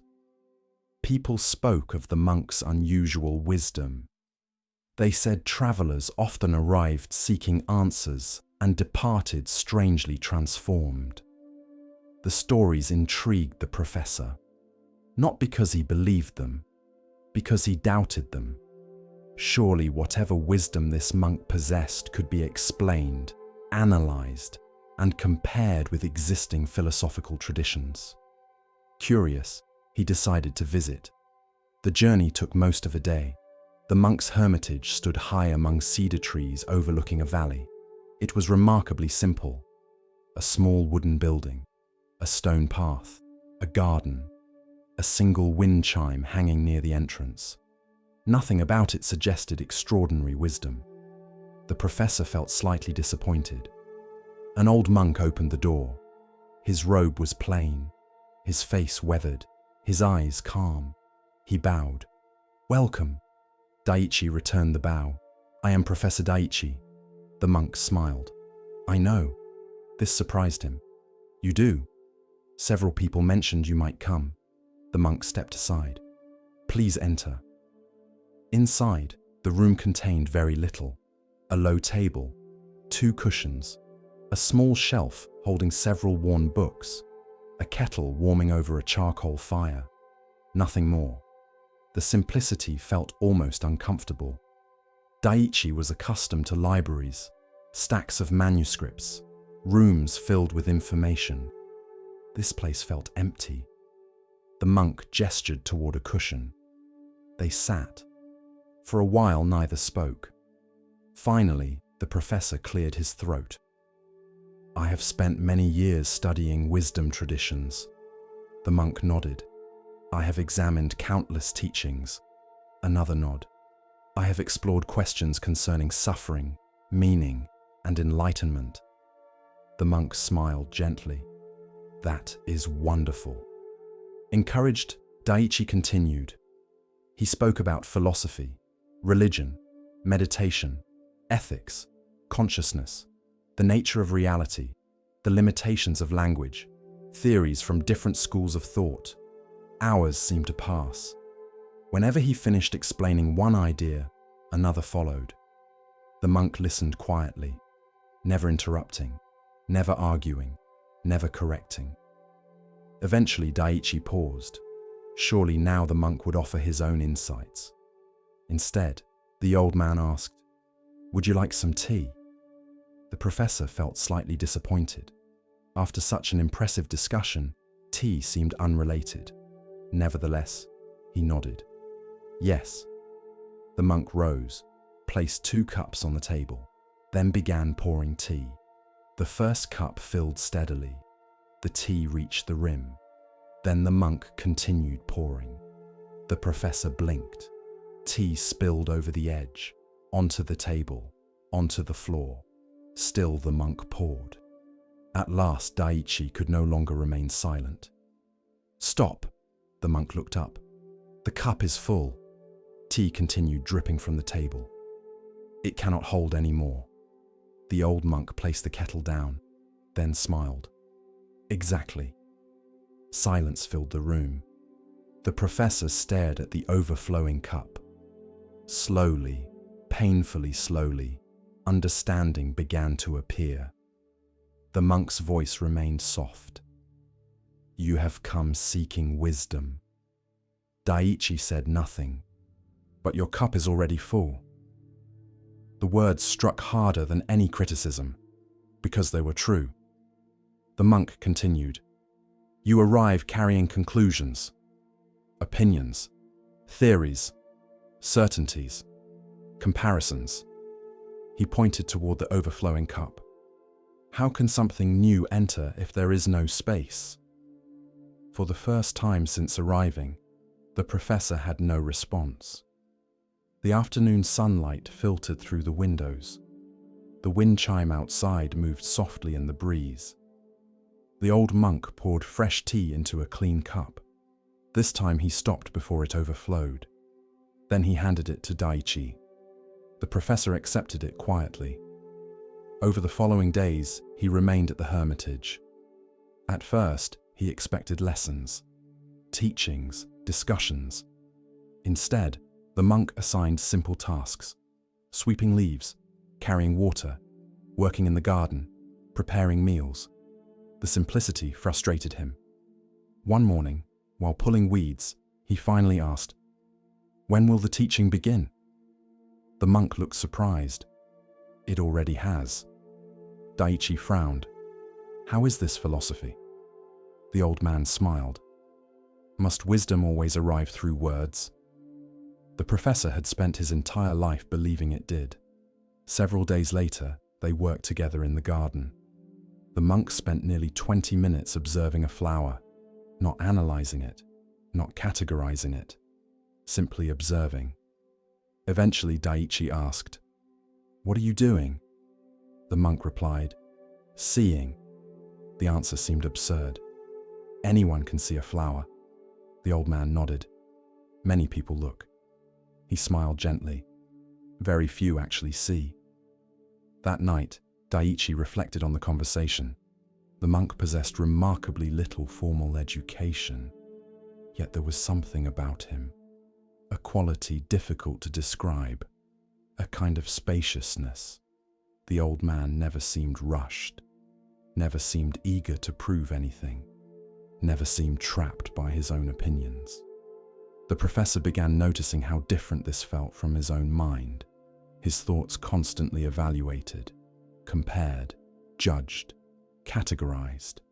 Every experience became material for analysis, useful in some ways, exhausting in others. Weeks passed. One evening, they sat watching clouds move across the valley. Without warning, the monk asked, "What shape is that cloud?" The professor immediately answered, "A dragon." The monk nodded. A few moments later, he asked, "And now?" The cloud had shifted. "A horse." The monk smiled. "Interesting." Then they sat silently. Eventually, the old man spoke. "The cloud never became a dragon. It never became a horse. It simply changed." The professor listened. "We supplied the names." The words lingered. Suddenly he saw how often his mind operated this way. Reality appeared. Then labels followed. Good, bad, success, failure, important, unimportant, wise, foolish. The labels arrived so quickly he rarely noticed them, like a man mistaking his map for the landscape. One rainy afternoon, the monk handed Daiichi a bowl. The bowl contained muddy water. Wait. Nothing else. Just wait. The professor sat holding the bowl. Minutes passed. Gradually the mud settled. The water became clear. When the monk returned, he asked, "What happened?" The mud settled. The monk nodded. "Did you force it?" "No." "Did you command it?" "No." The old man smiled. Some things become clear when left undisturbed. The lesson landed deeply. For years, Daiichi had attacked every question aggressively, thinking harder, analyzing more, studying longer. Yet perhaps some forms of understanding emerged only when the mind became still. Months passed. The professor changed in ways difficult to measure. He did not become less intelligent. He did not abandon learning. He did not stop reading. Instead, something softened. He became more curious, less certain, more willing to listen, less eager to prove. One morning, shortly before his departure, he asked the monk, "What is the most important thing you have taught me?" The old man considered carefully. Then he answered, "Nothing." Daiichi laughed. "Nothing?" The monk nodded. "I simply helped you empty the cup a little." The professor smiled, because now he understood. Wisdom was not merely collecting ideas, it was creating space for understanding. Knowledge filled shelves. Wisdom required openness. Knowledge accumulated. Wisdom listened. Knowledge often said, "I already know." Wisdom asked, What am I missing? On the day he left, the monk walked with him to the edge of the mountain path. The valley stretched below them. Birds moved through the morning sky. The world felt larger than it once had.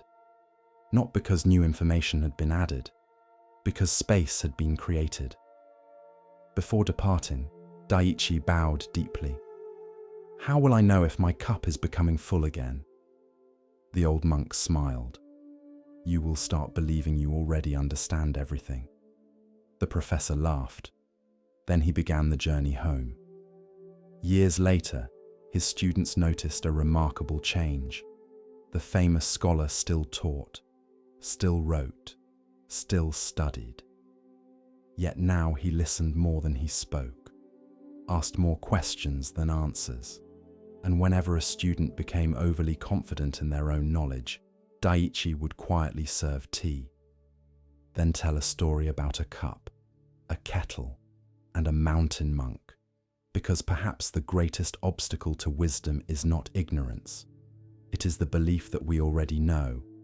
A full cup cannot receive. A closed hand cannot accept a gift. A certain mind cannot discover anything new. The Buddha often encouraged beginner's mind, a mind willing to see clearly rather than merely confirm what it already believes. Such a mind remains fresh, curious, flexible, alive. So when life offers a lesson, ask yourself, is there room in the cup, or has certainty already filled it? For sometimes the first step toward wisdom is not learning something new. It is creating enough emptiness for understanding to enter. No one admired the pond. Visitors admired the mountains. They admired the waterfalls. They admired the ancient temple that stood on the hillside overlooking the valley. But the pond received little attention. It sat beyond the temple gardens, hidden behind a grove of willow trees. The water appeared dark, still, murky. Thick mud covered the bottom. In summer, insects hovered above its surface. In autumn, fallen leaves collected along its edges. To most people, it looked unimpressive. Some even considered it ugly. The monks rarely disagreed. They simply smiled, because they knew something the visitors did not. Every spring, the pond transformed. From the dark water emerged lotus flowers, pure white, soft pink, brilliant and beautiful. Their petals seemed untouched by the mud below. Visitors often gathered to admire them. Many wondered how something so beautiful could emerge from such murky water. The monks understood. That was precisely the lesson. Among the novices living at the temple was a young monk named Kenta. Kenta had not always imagined becoming a monk. As a child, he dreamed of many things: traveling, studying, building a successful life, perhaps even becoming a famous scholar. Then life changed.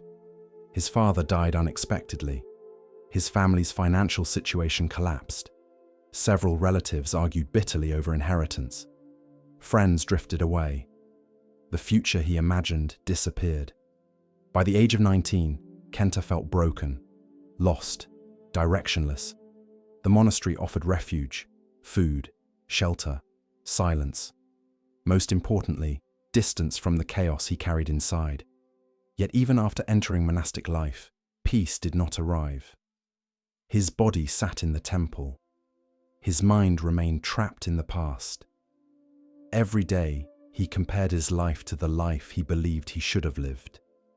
Every day, he replayed disappointments. Every day, he asked the same question: why did this happen to me? Other novices seemed happier, more stable, more focused. Kenta felt damaged. One spring morning, after a particularly difficult meditation session, he walked alone through the temple grounds. The sky was grey. Rain threatened. His thoughts felt heavy. Eventually, he found himself standing beside the pond.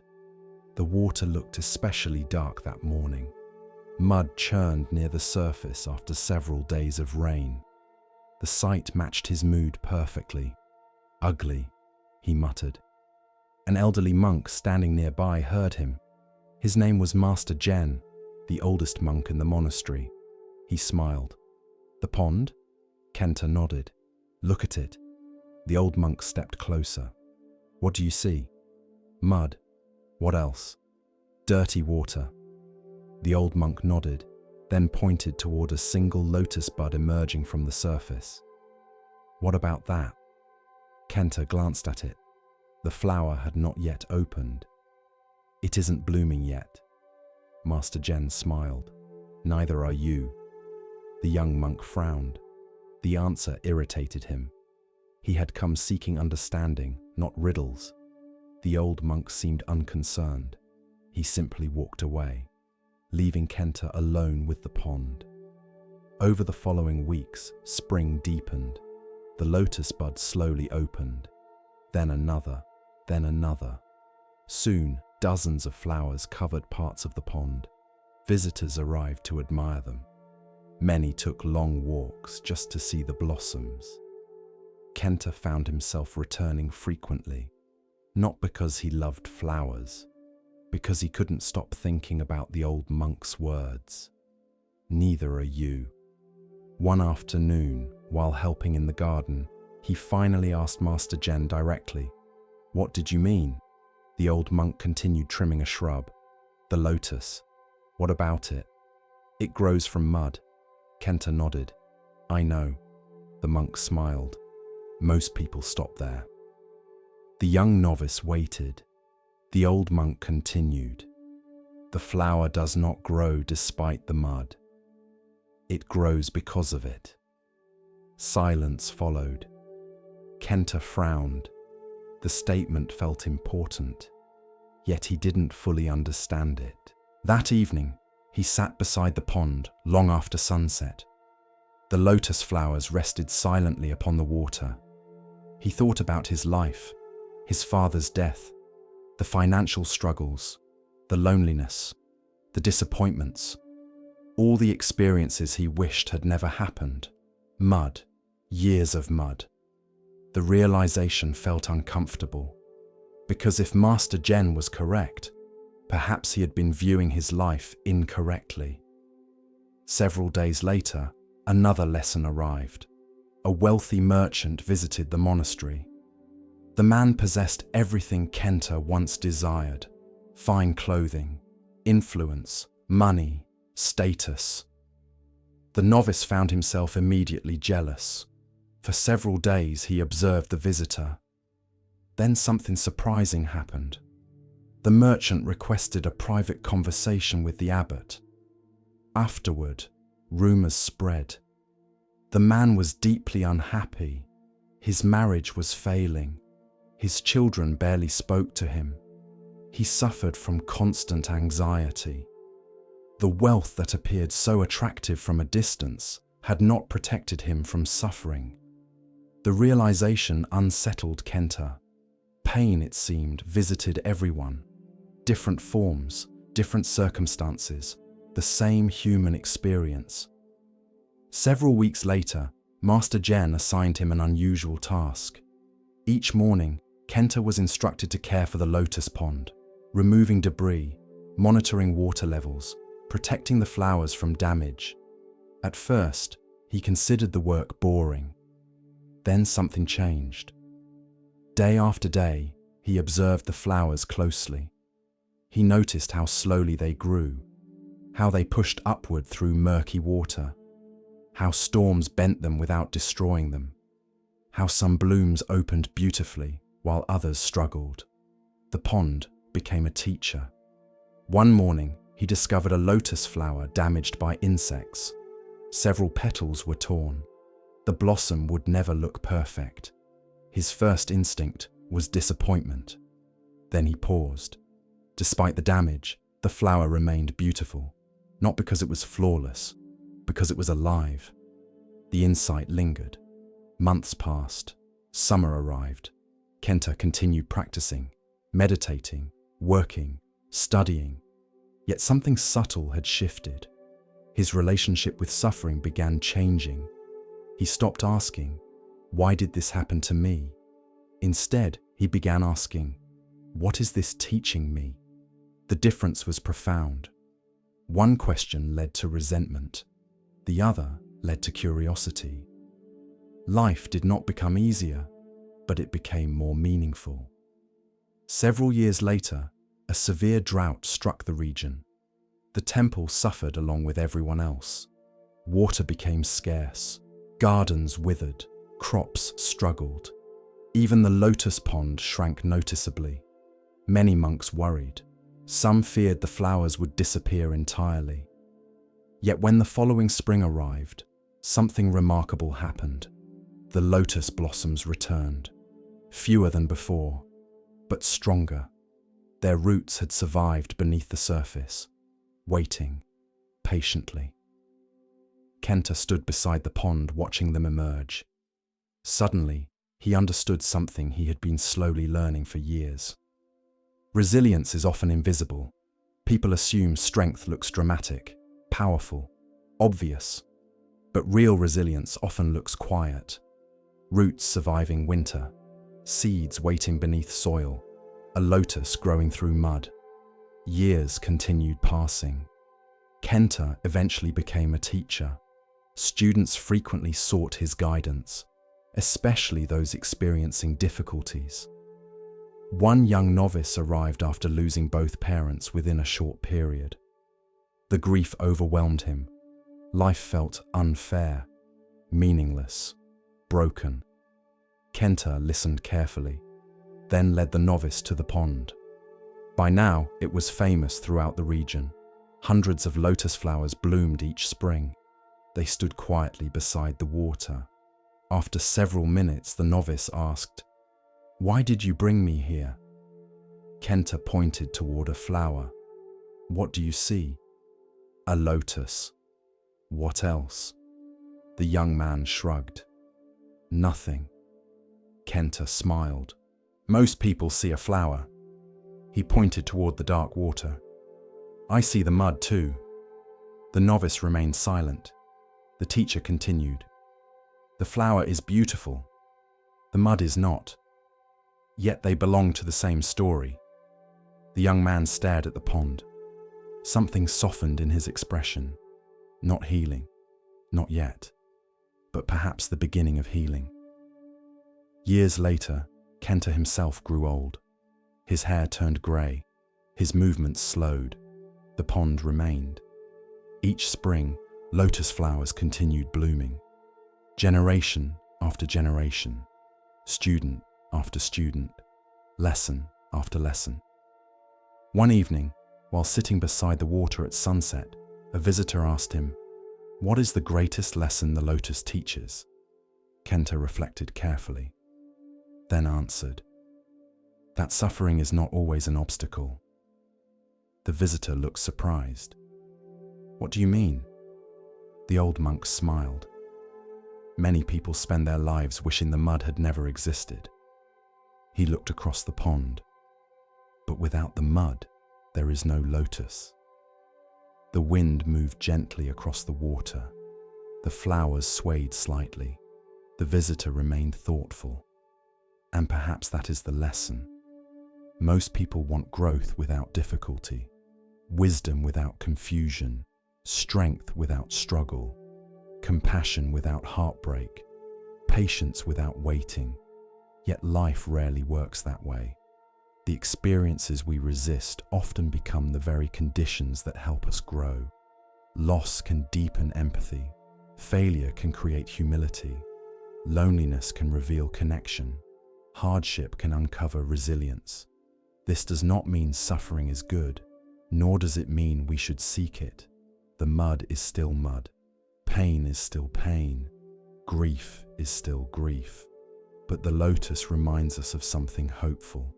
We are not defined solely by what happens to us. We are also shaped by how we grow through it.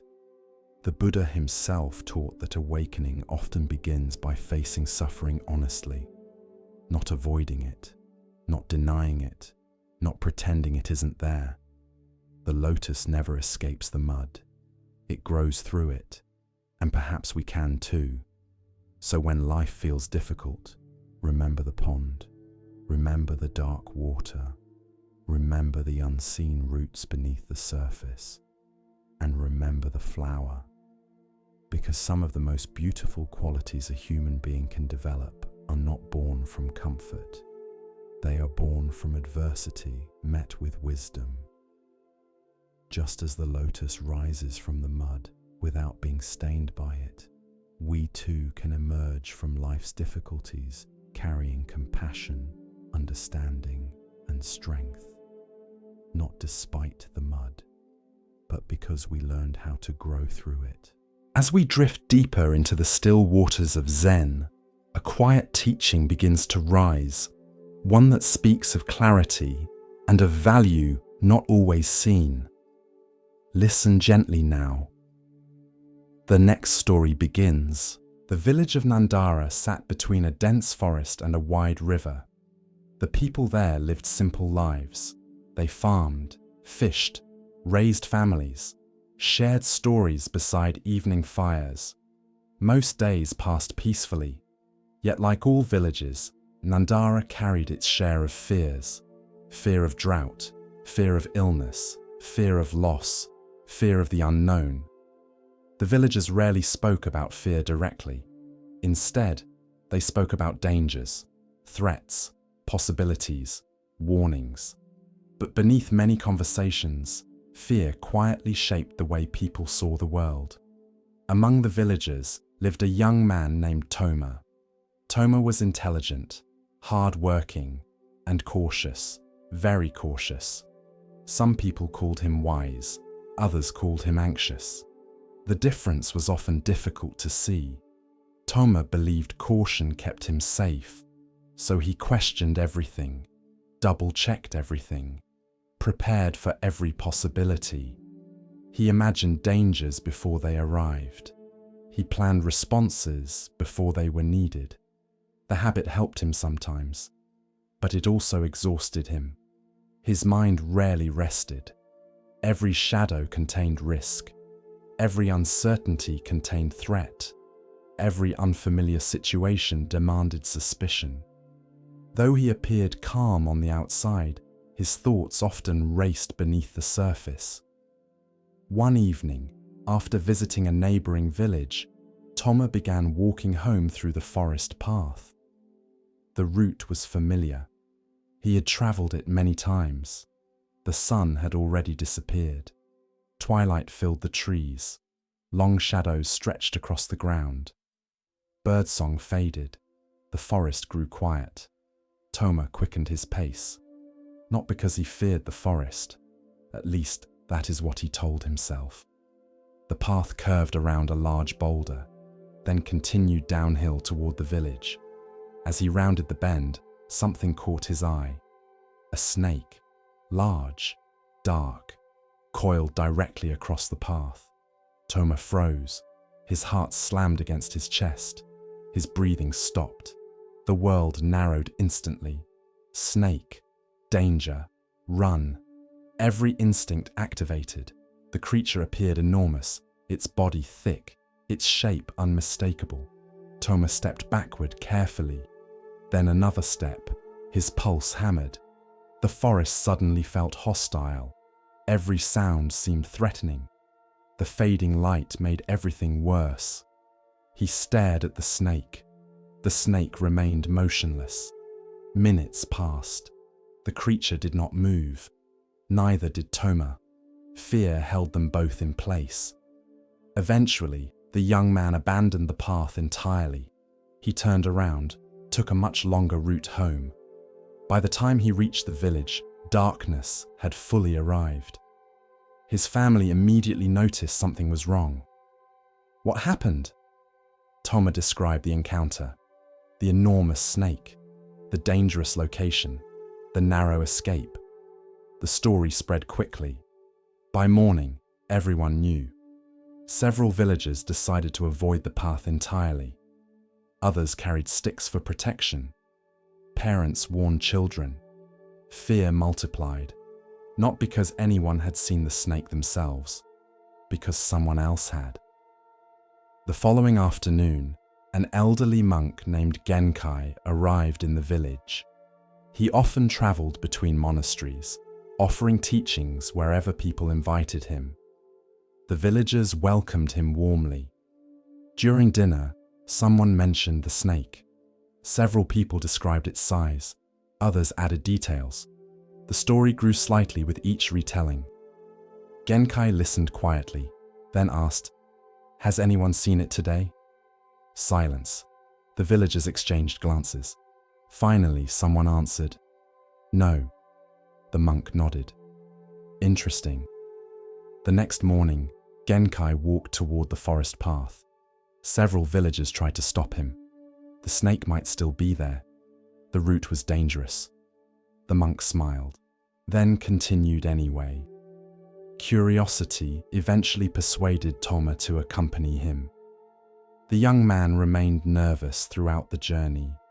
His eyes constantly scanned the undergrowth. Every rustling leaf captured his attention. The memory of the previous evening remained vivid. Eventually, they reached the bend in the path. Toma stopped immediately. "There," he pointed.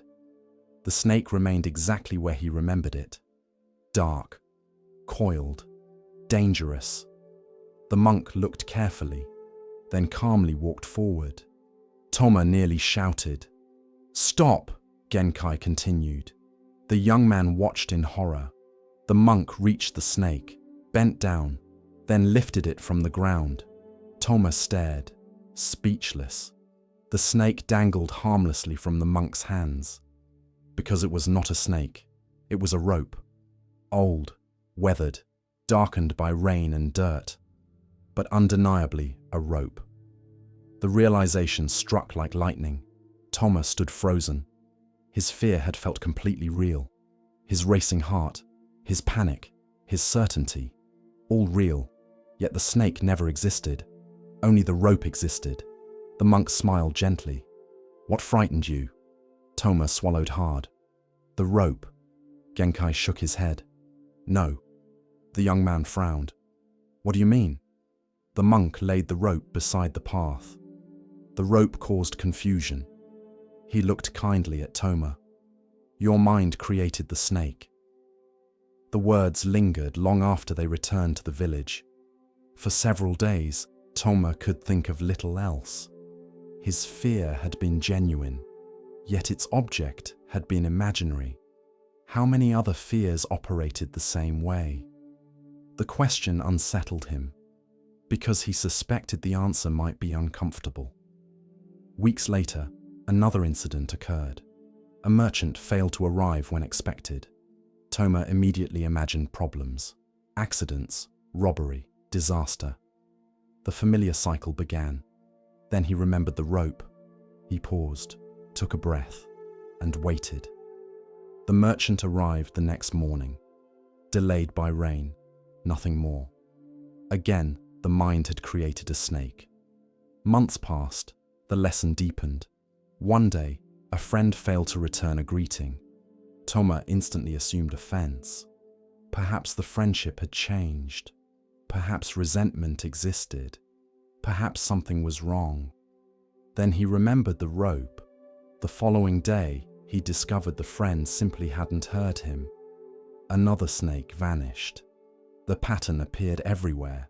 A strange pain became a serious illness. Until it wasn't. A delayed letter became terrible news. Until it wasn't. An uncertain future became certain catastrophe. Until it wasn't. Again and again, the mind filled gaps with fear. The rope became a snake. One winter evening, Toma visited Genkai. The monk sat beside a fire drinking tea. "I keep finding ropes." The old monk laughed. "Good." The young man smiled. "I didn't realize how many snakes I carried." The monk nodded. "Most people don't." Silence settled between them. The fire crackled softly. Finally, Toma asked, "Why does the mind do this?" Genkai looked thoughtfully into the flames. "Because uncertainty is uncomfortable," the monk continued. When information is incomplete, the mind often invents a story. Toma nodded. And fear writes very convincing stories. The old monk smiled. Exactly. Years passed. The teaching transformed Toma's life, not because fear disappeared. Fear remained. Fear still served important purposes. Real dangers existed. Real problems occurred. Real suffering happened. The lesson was not that fear is always wrong. The lesson was to investigate before believing it completely. One spring, a severe drought threatened the region. Many villagers panicked immediately. Predictions spread. Rumors multiplied. Disaster seemed inevitable. Toma listened carefully, then remembered the rope. The drought was real. But many conclusions surrounding it were assumptions. No one knew the future. Preparations were wise. Panic was not. The distinction helped many people remain calm. Years later, Toma became known as a wise advisor. Young people often sought his guidance. One afternoon, a frightened student arrived. "I think everything is going wrong." The young man described work problems, relationship concerns, financial worries, health fears, an endless collection of anxieties. Toma listened patiently, then asked, "Which of these are happening right now?" The student paused. Several concerns were real. Many were possibilities. Others were pure imagination. The realization slowly appeared. The old teacher smiled, then shared the story of the rope. The student laughed, then grew thoughtful, then quiet, because everyone eventually discovers their own ropes. Late in life, Toma returned to the forest path. The trees had grown taller. The village had changed. Many people from the original story were gone. The path remained. The bend remained. The memory remained. He stood where he once froze in terror. The place looked ordinary, peaceful, almost beautiful. The irony made him smile. For a while he simply listened. Wind moving through leaves, birds calling in the distance, water flowing somewhere beyond the trees. Then he remembered something important. The fear had been real. The snake had not. That distinction mattered. Many people dismiss fear entirely after discovering an illusion. The Buddha's teaching was more subtle. The suffering was real. The experience was real. The misunderstanding was real. Only the snake was false. And perhaps that is the lesson. Much of human suffering arises not from reality itself, but from mistaken perception.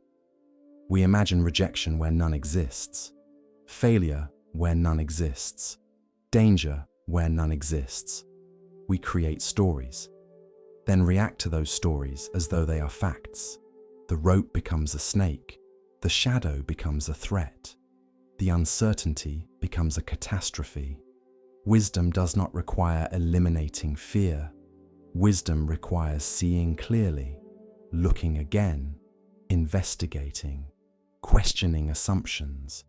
The Buddha often taught that clear seeing dissolves many forms of suffering naturally, not through force, not through denial, through understanding. The rope remains a rope, the snake disappears, and with it, much unnecessary fear. So the next time anxiety appears, pause. Look carefully. Ask yourself, what do I actually know? What am I assuming? What is the rope? What is the snake? Because sometimes the thing that frightens us most exists only in the darkness of misunderstanding. And a little light changes everything. With each breath, we continue our journey through the wisdom of Zen, where the smallest stone may hold the greatest truth. Here starts the next story. The sea had fed the village for generations. Every morning before sunrise, while the sky was still dark blue and the stars had not yet faded, the fishermen of Minato carried their nets to the shore. They pushed their boats into the water. They listened to the waves. They checked the wind. Then, one by one, they rowed out into the open sea. Some days, the sea was generous. The boats returned low in the water, heavy with fish. Children ran along the shore laughing. Women prepared baskets. Merchants counted coins. Families ate well. Other days, the sea gave very little. A few small fish, a torn net, an aching back, a long silence. But the villagers understood something important. The sea could be worked with. It could be respected. It could be learned from. But it could never be owned. Among the fishermen lived a man named Daisuke. When Daisuke was young, he was known for his bright spirit. He was not the richest fisherman. He did not own the largest boat. His nets were patched in several places. His house was small, yet he seemed deeply happy. If he returned with 10 fish, he smiled. If he returned with 3, he smiled. If a storm forced him to stay home, he helped repair boats or drank tea with the elders near the harbour. People liked being around him. His laughter came easily. His gratitude was natural. Every evening, he ate with his wife, Hana, and their young daughter, Emi, in a small house near the water. Their meals were simple: rice, fish, vegetables, tea, sometimes fruit if the market had been kind. Before eating, Daisuke always looked at the table and said, "Enough." Hana would smile. Emi would repeat the word proudly, "Enough." And for many years, it truly was. Then, slowly, comparison entered his life. It did not arrive like a storm. It arrived like a small leak in a boat, quiet, easy to ignore, dangerous over time. One fisherman bought a larger boat. Another built a bigger house. A third began selling fish to merchants in the city and returned wearing finer clothes. At first, Daisuke felt happy for them, then curious, then restless. One evening, after passing a neighbor's newly built home, he looked at his own small house differently. The walls seemed thinner than before. The roof seemed older. The table seemed poorer. Nothing had changed, except his seeing. That night, when Hana placed dinner before him, she waited for the familiar word, "Enough." But Daisuke said nothing. He only looked down at the meal. Hana noticed. "What is it?" He shook his head. "Nothing." But it was not nothing. A new thought had entered him. Maybe this is not enough. From that day forward, the thought grew. When his catch was small, he felt ashamed. When his catch was large, he wondered why it was not larger. When neighbors succeeded, their happiness felt like an accusation. When others praised his work, he barely heard them. He began rising earlier, returning later, repairing nets late into the night. Hana admired his effort at first, then worried. "You work as though something is chasing you," she said one evening. Daisuke laughed. "I am only trying to improve our life. Our life is not bad." I did not say it was, but his voice was sharp, sharper than he intended. Hana said nothing more. Outside, the waves moved gently against the shore. Inside, something less gentle had begun moving through his heart. One morning, rumors spread through the village. A golden fish had been seen beyond the western reef. Not golden in the way ordinary fish flash beneath sunlight. Truly golden. Its scales shone like coins. Its fins moved like silk. An old fisherman claimed he had seen it leap from the water at dawn, glowing brighter than the sunrise. Another said it was no ordinary fish, but a blessing from the sea. A merchant claimed that nobles in the city would pay a fortune for such a creature. By sunset, the entire village was talking. Some laughed, some doubted, some dreamed. Daisuke listened silently, but inside him, something awakened. A golden fish, one catch, one miracle, one moment that could change everything. That night, he could not sleep. He imagined the fish in his net. He imagined merchants gathering around him. He imagined coins spilling across his table. A larger boat, a larger house, finer clothing for Hannah, a better future for Emmy, respect, security, admiration, more. The word glowed inside him. More. The next morning, he rowed toward the western reef. He told Hannah he was simply trying a new fishing area, but he knew the truth. He was searching. For hours he watched the water. Every flash beneath the surface made his heart leap. Every wave became a possibility. Every shadow seemed promising. But the golden fish did not appear. He returned with only 4 ordinary fish, a catch he once would have accepted with gratitude.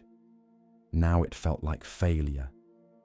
Days passed, then weeks. Daisuke searched constantly. He ignored familiar fishing grounds. He stopped listening to older fishermen who knew the currents. He neglected ordinary catches because ordinary fish no longer interested him. His income declined. His patience declined faster. Hana tried to speak with him. Daisuke, we have less food than before. I know.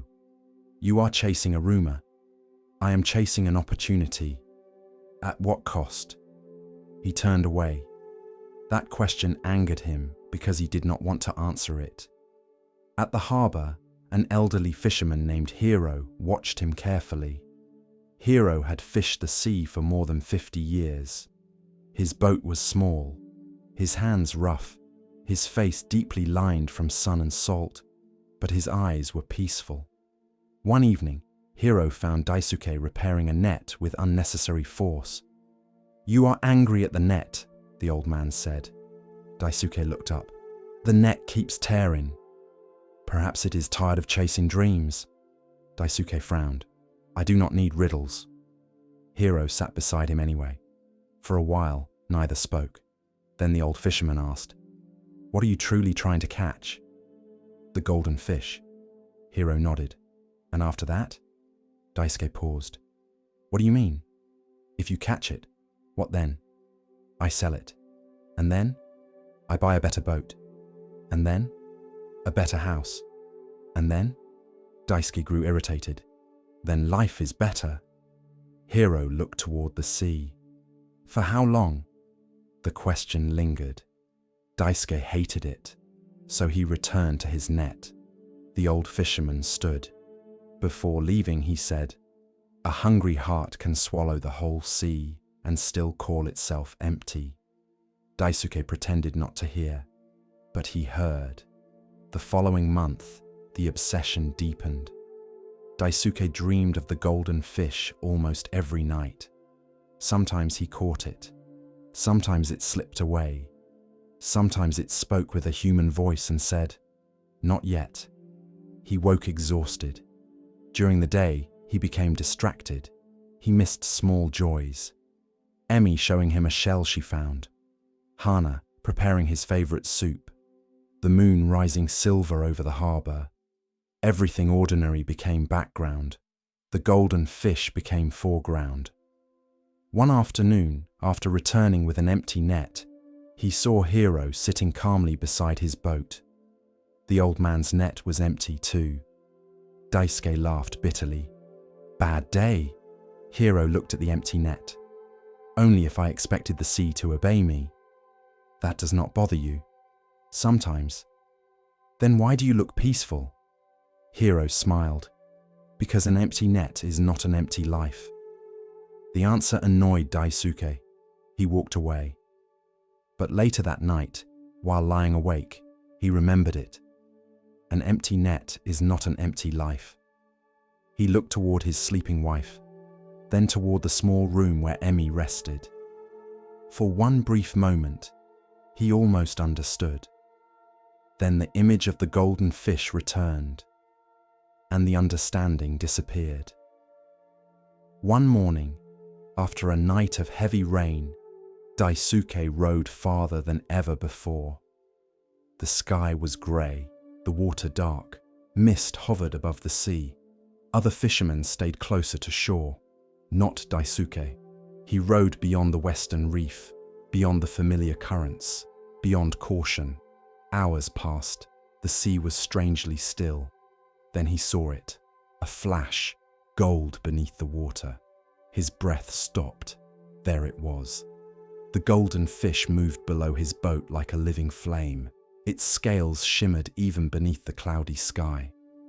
Daisuke's hands trembled. Everything he had imagined seemed suddenly possible. He cast his net. The fish darted away. He pulled the net back, cast it again, missed, again. The fish circled, always just beyond reach. The chase consumed him completely. He no longer noticed the sky darkening, no longer noticed the wind changing, no longer noticed how far he had drifted. There was only the fish, gold, promise, future, more. At last, the net tightened. Daisuke cried out. He pulled with all his strength. The weight was enormous. The boat rocked. Rain began falling. He pulled harder. For one wild moment, he believed he had done it. The golden fish was his. The future was his. Happiness was his. Then the net tore. The weight vanished. Daisuke fell backward into the boat. The sea foamed around him. The golden flash disappeared beneath the waves. Gone. A storm arrived quickly, too quickly. Waves rose. Wind struck the boat. Rain blinded him. For the first time that day, fear replaced desire. He grabbed the oars and tried to turn back, but he had drifted far, too far. The sea he had ignored now demanded his attention. For hours, he fought to return. By the time he reached the harbour, night had fallen.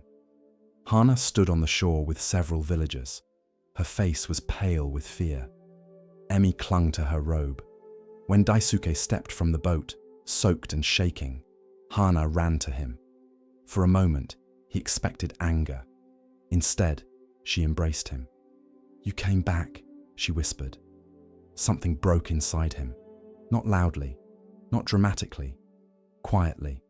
Because for one moment he saw clearly. He had almost traded this embrace for a fish. That night, he sat awake beside the cold hearth. His body ached.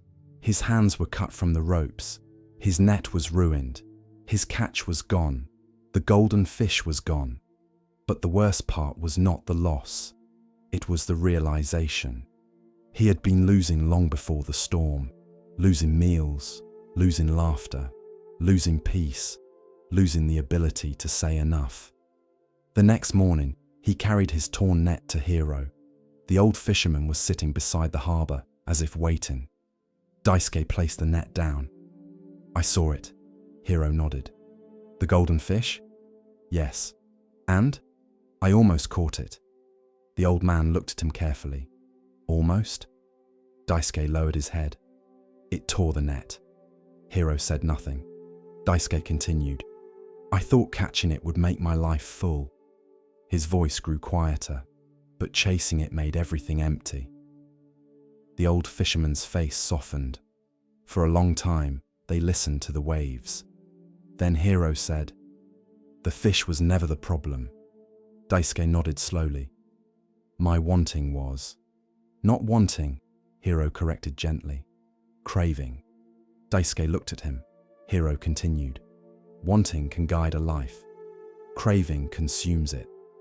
The words entered him deeply. The old man picked up the torn net. Contentment does not mean refusing to fish. It means knowing the value of what is already in the boat. Daisuke covered his face with his hands. For the first time in many months, he wept. Not for the golden fish, for himself, for the man he had become, for the simple joy he had abandoned. The healing did not happen immediately. Deep habits rarely disappear in one day. For weeks, Daisuke still looked toward the western reef. Part of him wondered if the fish would appear again. Part of him wanted to search. But each time the craving rose, he practiced pausing. He looked at the boat beneath him, the net in his hands, the morning sky, the water, his breath. Enough, he whispered. At first the word felt forced, then familiar, then true. One evening, after returning with a modest catch, he placed dinner on the table. Rice, vegetables, fish, tea, nothing extraordinary. Hana watched him carefully. Emi looked at the food. For a long moment, silence filled the room. Then Daisuke smiled softly and said, "Enough." Hana's eyes filled with tears. Emi repeated the word, "Enough." And this time, Daisuke felt it. Years passed. The story of the golden fish continued spreading through the village. Some claimed it was real, others called it imagination. Daisuke never argued either way. He knew what he had seen, but he also knew the fish itself mattered less than what it revealed. From time to time, younger fishermen asked him about it. One ambitious young man once said, "If I saw it, I would catch it." Daisuke smiled. "Perhaps. You would not try again?" The older fisherman looked toward the sea, then answered, "I still fish." "But not for that?" Daisuke paused. "I fish for what the sea gives." The young man frowned.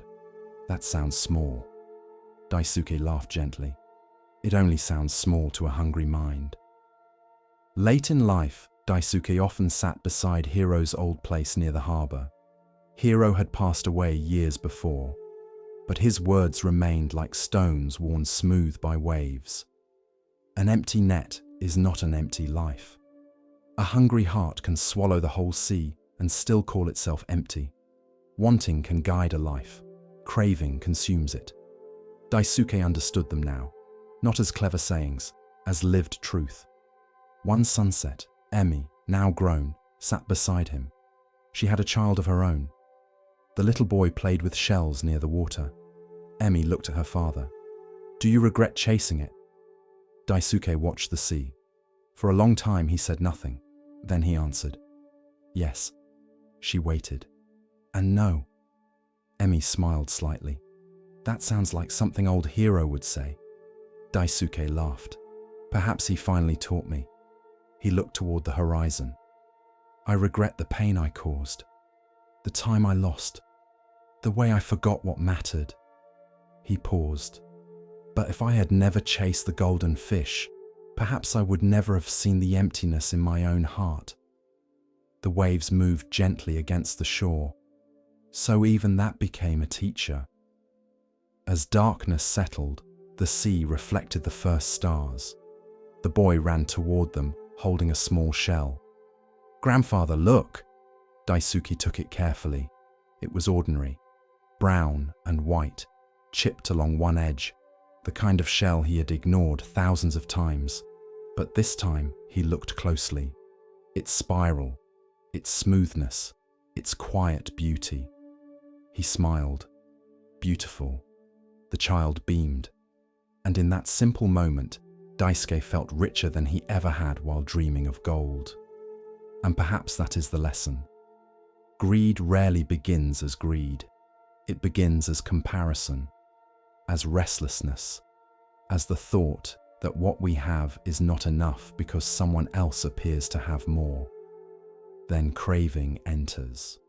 It promises happiness later, after the next catch, after the next purchase, after the next achievement, after the golden fish. But the promise keeps moving. The Buddha taught that craving is one of the roots of suffering. Not because desire itself is evil. Desire can help us grow, learn, build, and care. But craving is different. Craving says, "This moment is worthless unless it gives me what I want. This life is incomplete unless I possess what I lack. This ordinary blessing does not matter because something greater might be out there. And so the net may be full, yet the heart feels empty." Contentment is not laziness. It is not giving up. It is not refusing improvement. Contentment is the ability to see clearly what is already here: the meal, the home, the breath, the people who love us, the ordinary catch, the morning sea. Enough. A person may still fish, still work, still dream, still grow, but without letting craving devour the present. The golden fish may exist, or it may not, but either way, a life spent chasing it can become poorer than a life lived gratefully with ordinary fish. So when your mind says more, pause. Look into your net. Look around your table. Look at the people beside you. Ask gently, is my life truly empty, or have I simply forgotten how to see what is already here? For sometimes the greatest treasure is not the golden fish we finally catch. It is the quiet freedom of no longer needing it to feel whole. The path of Zen unfolds like morning mist, soft and patient. In this next tale, we are invited to see, beyond appearance, into essence. Listen carefully to the next story. Far beyond the great rivers and trade roads, hidden between steep mountains, stood a small village known as Echo Valley. The village itself was ordinary. Simple wooden homes, terraced fields, a winding stream, a stone bridge crossing the water. Nothing about it seemed unusual, yet travelers remembered it long after they left, not because of the scenery, because of the echoes. The mountains surrounding the valley created a strange phenomenon. Every sound returned, not once, many times. A shout could bounce between cliffs for nearly a minute. Laughter traveled across hills. Songs lingered in the air long after they ended.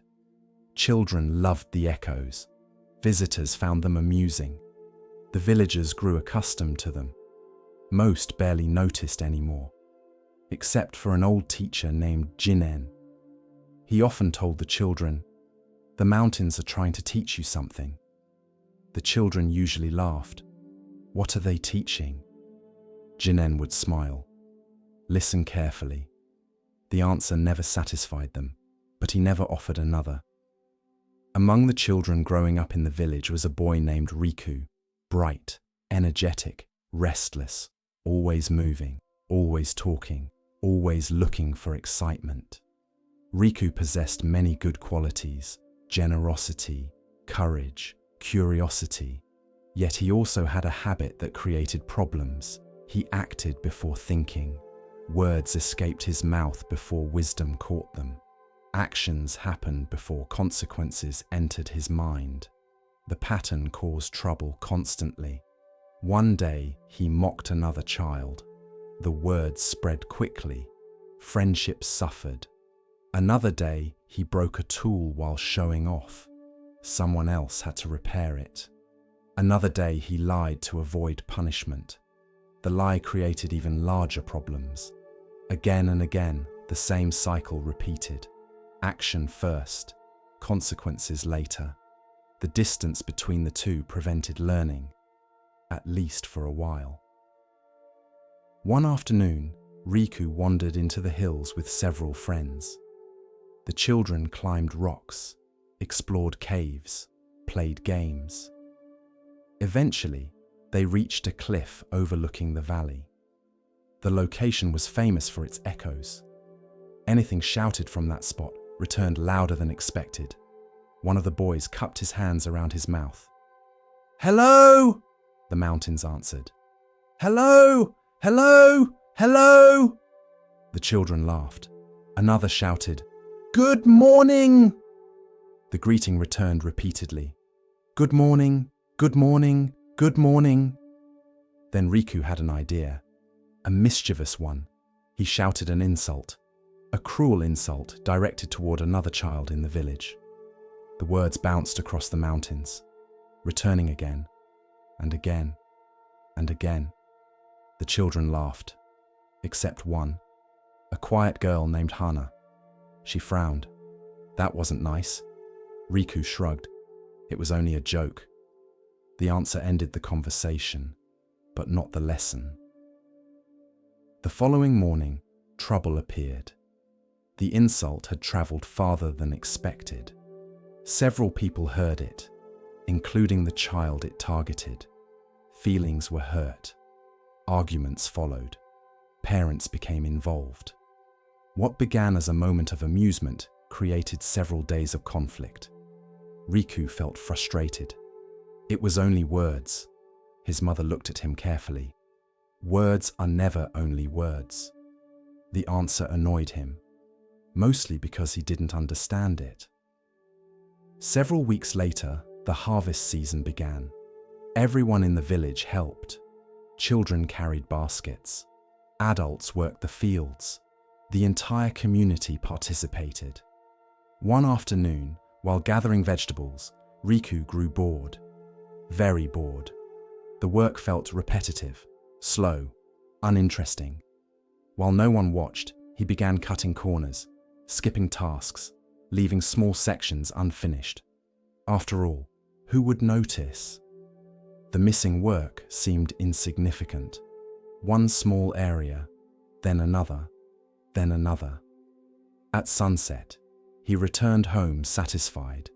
He had finished early, avoided effort, and escaped consequences.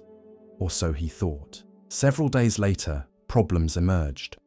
The unfinished sections attracted pests. The pests spread. Damage increased. Extra labor became necessary. The entire village spent time fixing problems that never needed to exist. Again, a small action produced larger consequences. Again, Riku failed to connect the two, at least initially. One evening, after hearing about the situation, old Jinen approached him. The teacher carried a walking stick carved from mountain cedar. His hair was white, his movements slow, yet his eyes remained remarkably alert. The old man sat beside the boy. For a while, neither spoke. Then Jinen asked, "Have you ever noticed how echoes work?" Riku groaned. "Everyone knows how echoes work." The teacher smiled. "Do they?" The boy rolled his eyes. "You make a sound. It comes back." The old man nodded. A useful observation. Then he asked, "What happens if you shout kindness?" The answer seemed obvious. Kindness comes back. "What happens if you shout anger?" Anger comes back. The teacher smiled. Interesting. The conversation ended, at least externally. The lesson had only begun. Winter arrived early that year. Snow covered the valley. The fields rested beneath white blankets. Life slowed. One afternoon, a fierce storm trapped several travelers near the village. The weather became dangerous. Visibility disappeared. Temperatures dropped. The villagers organized help immediately. Food, shelter, blankets. Everyone contributed, including Riku. At first, he participated reluctantly. Then something unexpected happened. One of the travelers recognized him. Several years earlier, Riku's family had helped the man's family during a difficult time. The traveler remembered. Clearly, deeply. He spoke about it with gratitude. The boy listened carefully. The event happened years ago, yet its effects continued. Like an echo, the realization struck him. Good actions return too, not always immediately, not always predictably, but they returned. The lesson deepened over the following months. Riku began noticing patterns. A kind word often led to another. Patience created trust. Trust created friendship. Friendship created support. Small actions rippled outward, farther than expected. The same proved true of negative actions. A careless comment created resentment. Resentment created distance. Distance created misunderstanding. The chain continued.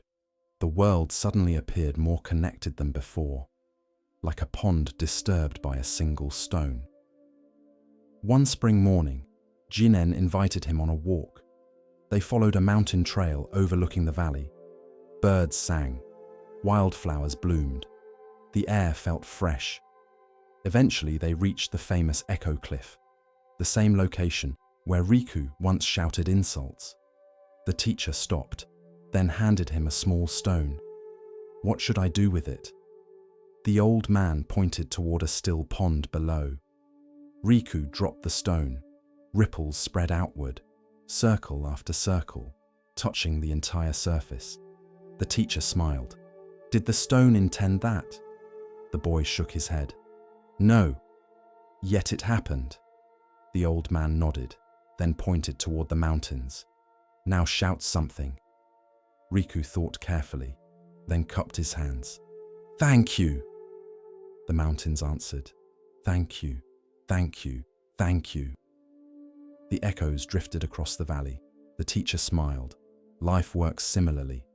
The lesson finally landed, not intellectually, directly, deeply, completely. The years passed. Riku grew older, wiser, not perfect. No one is, yet more aware. Before speaking, he paused more often. Before acting, he considered consequences, not because he feared punishment, because he understood connection. Every action entered the world, then continued traveling, sometimes visibly, sometimes invisibly, but rarely ending where it began. One summer, a younger child approached him. The boy looked upset. A friend had betrayed him. An argument had occurred. Harsh words had been exchanged. The situation felt hopeless. Riku listened carefully, then told him about echoes. The child looked confused, just as he once had. Riku smiled. Understanding arrives when it is ready. Years later, after becoming one of the village leaders, Riku helped resolve disputes regularly. Whenever conflicts emerged, he noticed something interesting. Most problems began long before people realized. A careless word, a neglected kindness, an unexamined action. The visible conflict represented only the final echo. The original sound happened much earlier. The insight made him patient and compassionate, because everyone created echoes. Everyone. The wise simply learned to listen for them sooner. Late in life, Riku often visited the cliff overlooking the valley. The mountains remained unchanged. The echoes remained strong. One evening, while watching the sunset, he remembered the boy he once was. Impulsive, careless. Certain consequences belonged to someone else. The memory made him smile, then laugh softly. The mountains answered, "Laugh softly, laugh softly, laugh softly." The sound drifted across the valley, gentle, warm, kind, a fitting echo. And perhaps that is the lesson. The Buddha taught karma not as punishment or reward, not as cosmic bookkeeping, but as cause and effect. Actions create consequences. Intentions shape outcomes. The Village of Echoes reminds us that life continuously reflects what we send into it. Words matter. Actions matter. Choices matter. Because nothing exists in isolation. Every act becomes a cause. Every cause becomes a condition. Every condition influences what follows. Like an echo moving through mountains. Like ripples spreading across water. The effects often travel farther than expected. Longer than expected. Sometimes returning years later. This truth can feel intimidating, but it is also hopeful. Because kindness echoes too. Generosity echoes too. Patience echoes too. Compassion echoes too. The smallest action may influence lives we never meet. The smallest kindness may continue long after we forget it. So before shouting into the valley of life, pause. Consider what you wish to hear returning. For sooner or later, the mountains answer, and the echoes always come home. Far beyond the great rivers and fertile valleys, hidden among mist-covered mountains, there stood an ancient monastery few people knew existed. The path leading there was narrow and winding. Travelers who attempted the journey often turned back long before reaching the summit. The climb was steep. The weather changed without warning. Fog frequently covered the mountainsides, hiding the trail from view. Yet those who persevered eventually discovered something remarkable. The monastery seemed to emerge directly from the clouds. Its wooden halls rested upon stone foundations carved centuries earlier. Prayer flags fluttered gently in the mountain wind. Pine trees surrounded the buildings like silent guardians. The entire place felt timeless, as though the world below belonged to another age. Among the monks who lived there was a young novice named Kaito. Unlike many of the others, Kaito had not arrived seeking enlightenment. He had arrived seeking escape. Years earlier, his family had been respected merchants in a prosperous town. But fortunes change. Business declined. Debts accumulated. Arguments grew frequent. By the time Kaito reached adulthood, the home he once loved felt filled with disappointment and regret. Everywhere he looked, he saw failure.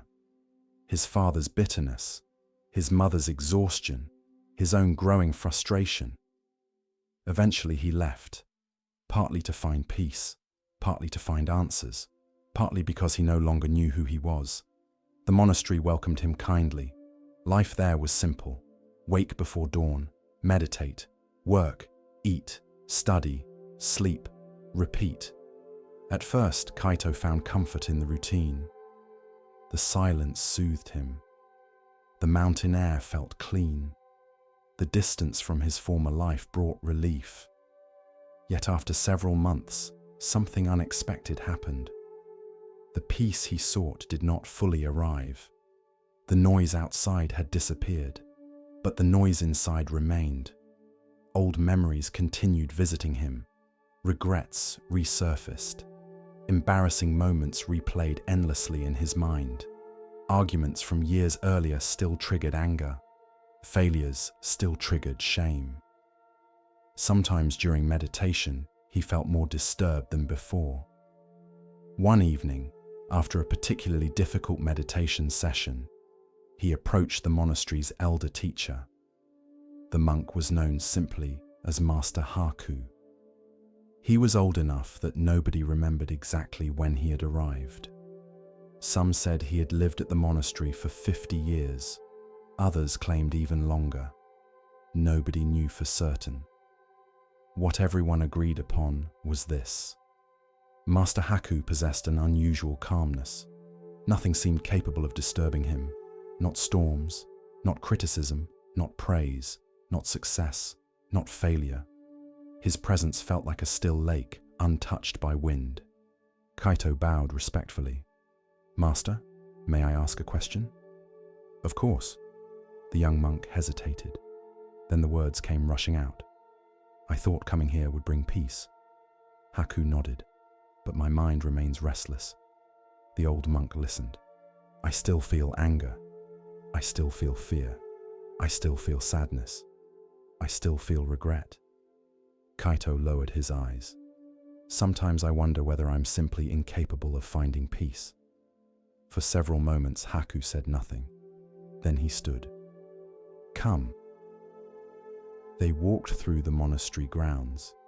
The evening sun was beginning to disappear behind the mountains. Long shadows stretched across the stone pathways. The air smelled faintly of cedar and rain. Eventually, they arrived at a small storage building seldom visited by anyone.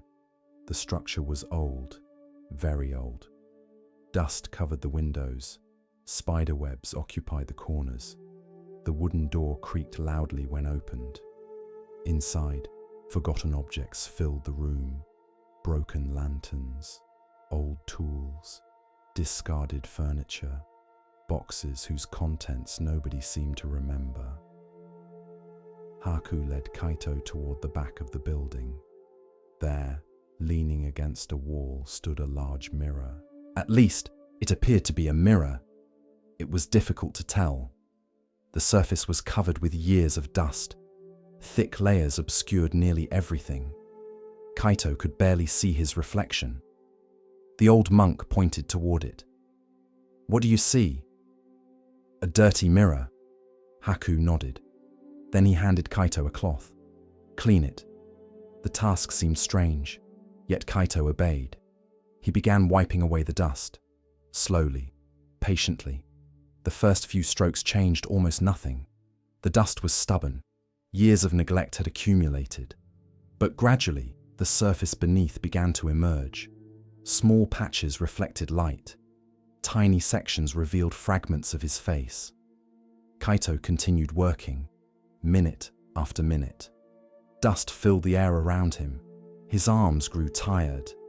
Still he continued. As more of the mirror appeared, something remarkable happened. The reflection became clearer, not because the mirror itself had changed, but because what covered it was being removed. Eventually, the entire surface shone.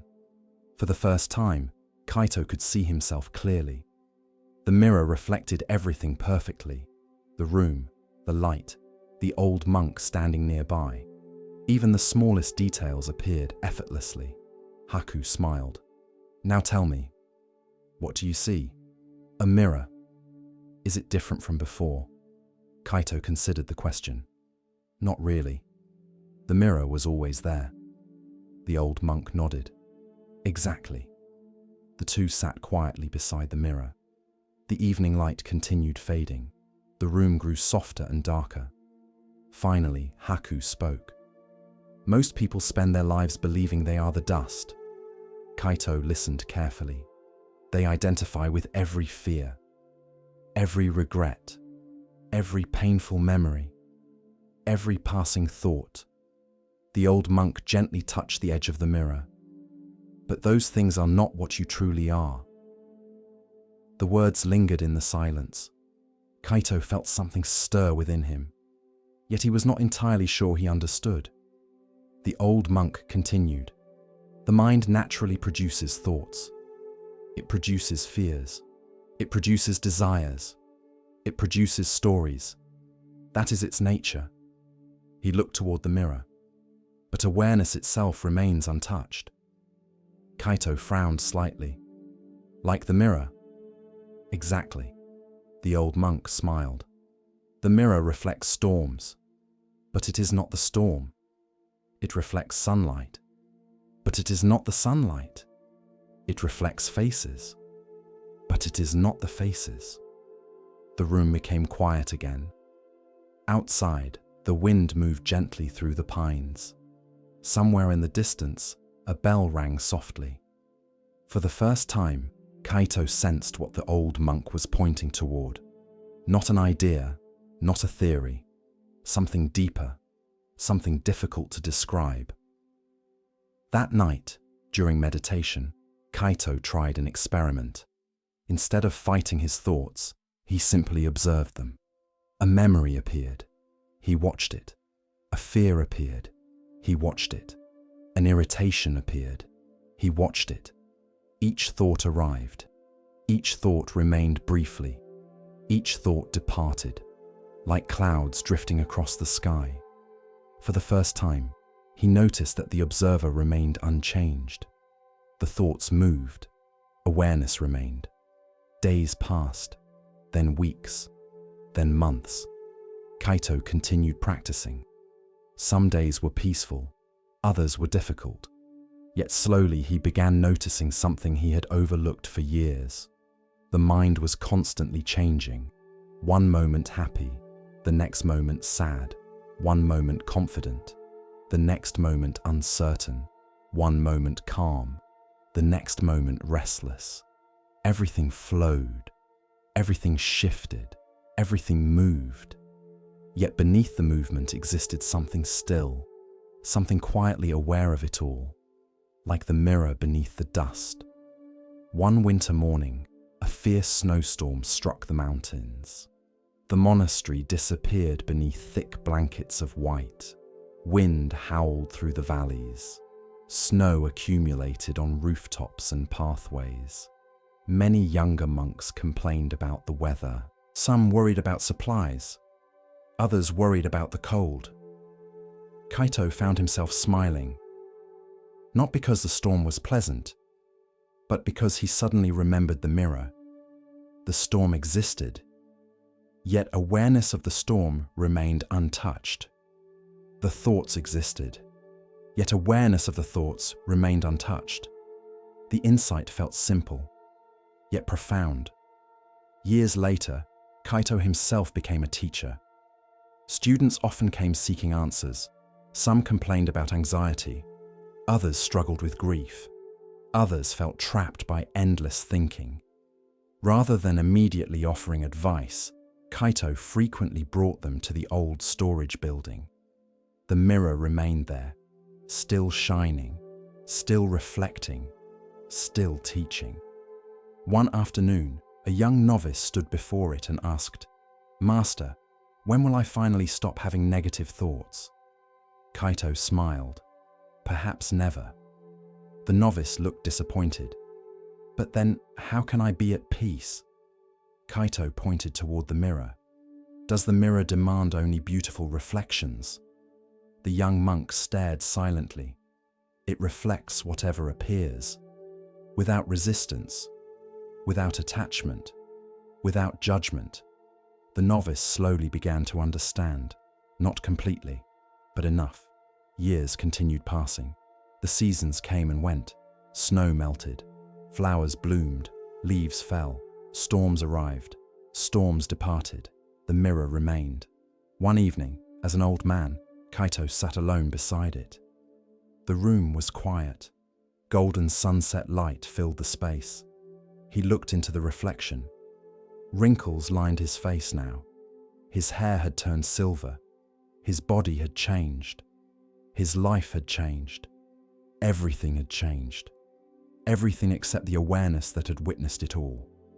The same awareness that had observed childhood, youth, adulthood, joy, loss, success, failure. The same silent presence that had always been there beneath the dust. Kaito smiled softly. Then he closed his eyes. Outside, the mountains rested peacefully beneath the evening sky. Inside, the mirror reflected the fading light. And in that quiet moment, the lesson appeared once more.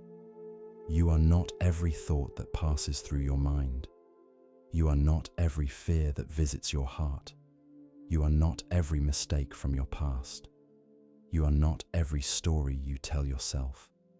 Those things come and go, like weather, like seasons, like dust carried by the wind. Beneath them remains something deeper, something still, something clear. The dust may gather, life may become confusing, the mirror may seem hidden, but it is never lost.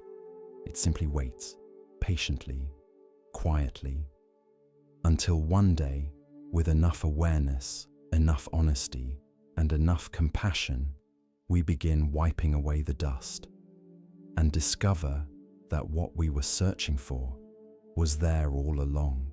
In the hush of understanding, Zen offers us another glimpse of what it means to recognize worth not by weight or shine, but by presence. Here starts the next story. Long ago, in a quiet valley surrounded by blue mountains and slow-moving clouds, there was a village built along an old pilgrimage road. The road had existed for generations. It wound through forests, crossed narrow bridges, past rice fields, and climbed toward a distant monastery high in the hills. Every year, travelers walked this road seeking blessings, wisdom, healing, or simply silence. Some carried offerings, some carried questions, some carried grief they could not name. Among the villagers lived a young man named Nalin. Nalin was known as dependable. He helped his neighbors repair roofs. He carried water for the elderly. He worked hard in the fields. He rarely complained aloud. Because of this, many people believed he was peaceful. But inside, Nalin was not peaceful. For many years, he had carried a quiet bitterness. It began with small disappointments, a harsh word from his father, a friend who betrayed him, a dream that never came true, a love that ended without explanation. None of these things had destroyed him. At least, that is what he told himself. He continued working. He continued smiling. He continued doing what was expected. But something inside him had changed. He became easily irritated. Small mistakes angered him. Other people's happiness made him feel strangely resentful. When someone spoke kindly to him, he suspected hidden motives. When someone criticized him, even gently, the words stayed in his mind for days. Yet if anyone asked what troubled him, he always answered, "Nothing." One spring morning, the village prepared for the annual pilgrimage to the mountain monastery. Dozens of villagers would walk the old road together. They would spend 3 days traveling through forests and hills before reaching the temple. There, they would light lamps, offer flowers, and listen to teachings from the monks. Nalin joined them, not because he felt especially devoted, but because he hoped the journey might quiet his restless heart. At dawn, the group gathered near the village gate. The air was cool. Mist rested on the fields. Birds called softly from the trees. The pilgrims carried simple bags of food and water. Among them walked an elderly monk named Venerable Sanda, who had come down from the monastery to guide the group. He was small, thin, and very old. His steps were slow but steady. His face carried the calmness of someone who had made peace with many seasons. Before they began, Venerable Sanda looked at the group and said, "Walk gently." The villagers bowed. Then the journey began. At first, the road was easy. The sun rose slowly over the fields. Children laughed. Travelers spoke cheerfully. The morning light touched everything with gold. But after several hours, the path became rougher. Stones appeared beneath the dust. The ground rose gradually toward the hills. The pilgrims grew quieter. Nalin walked near the middle of the group. At some point, he felt a small discomfort in his right shoe. At first, he ignored it. It was nothing, just a tiny pressure beneath his foot. He continued walking. A little later, the pressure became sharper. Something was inside his shoe. A pebble, perhaps. Small. Annoying. He considered stopping to remove it, but the group was moving steadily, and he did not want to fall behind. So he kept walking, step after step. The stone pressed into his foot. At first it was merely irritating, then painful. Nalin's mood darkened. The cheerful voices around him began to annoy him. The sunlight seemed too bright. The road seemed too long. When a child accidentally bumped into him, he snapped, "Watch where you're going." The child stepped back, startled. Nalin immediately felt ashamed. But instead of apologizing, he blamed the road. He blamed the heat. He blamed the child. He blamed everything except the stone in his shoe. By midday, they stopped near a stream to rest. The pilgrims removed their bags and drank cool water. Some washed their faces. Others shared rice cakes and fruit.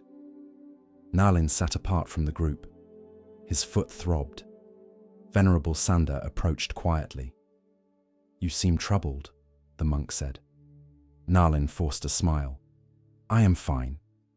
The monk looked at him gently. "Are you?" "Yes." Sanda nodded, but did not leave. After a moment he asked, "Does your foot hurt?"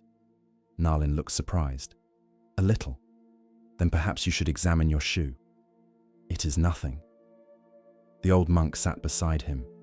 Small things are not always nothing. Nalin felt irritation rise.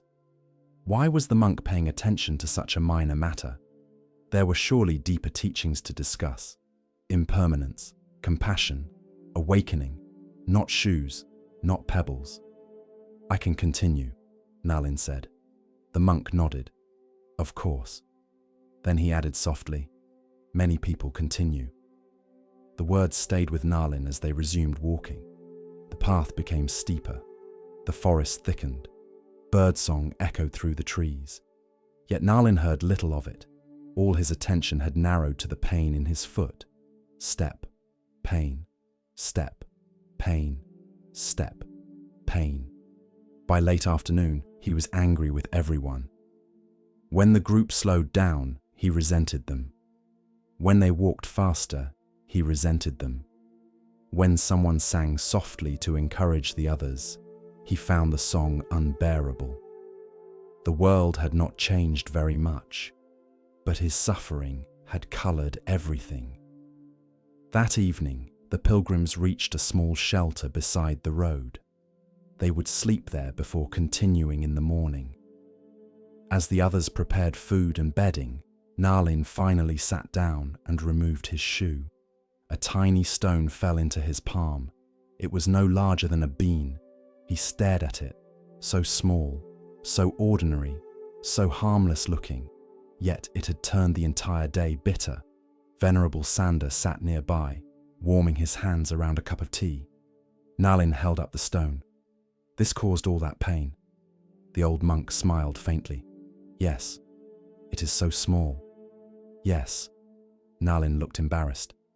I should have removed it earlier. The monk nodded. Yes.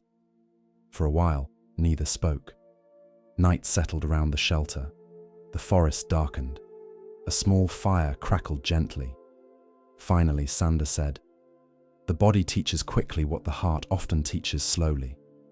Nalin looked at him. What do you mean? The monk pointed to the stone.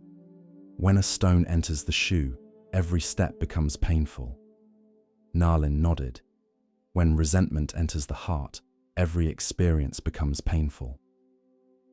The words struck him unexpectedly. The monk continued.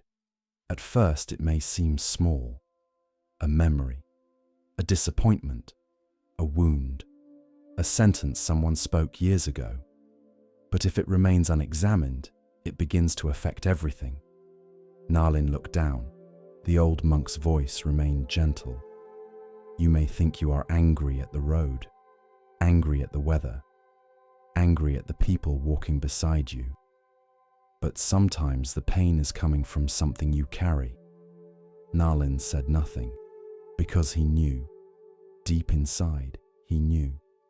The stone in his shoe had lasted only one day, but the stones in his heart had been there for years. That night, while the other pilgrims slept, Nalin remained awake. The forest was quiet. Moonlight entered through gaps in the wooden shelter. He thought about his father, his friend's betrayal, the dream he had abandoned, the love he had lost. Each memory was like a small stone. None seemed large enough to explain the heaviness of his life.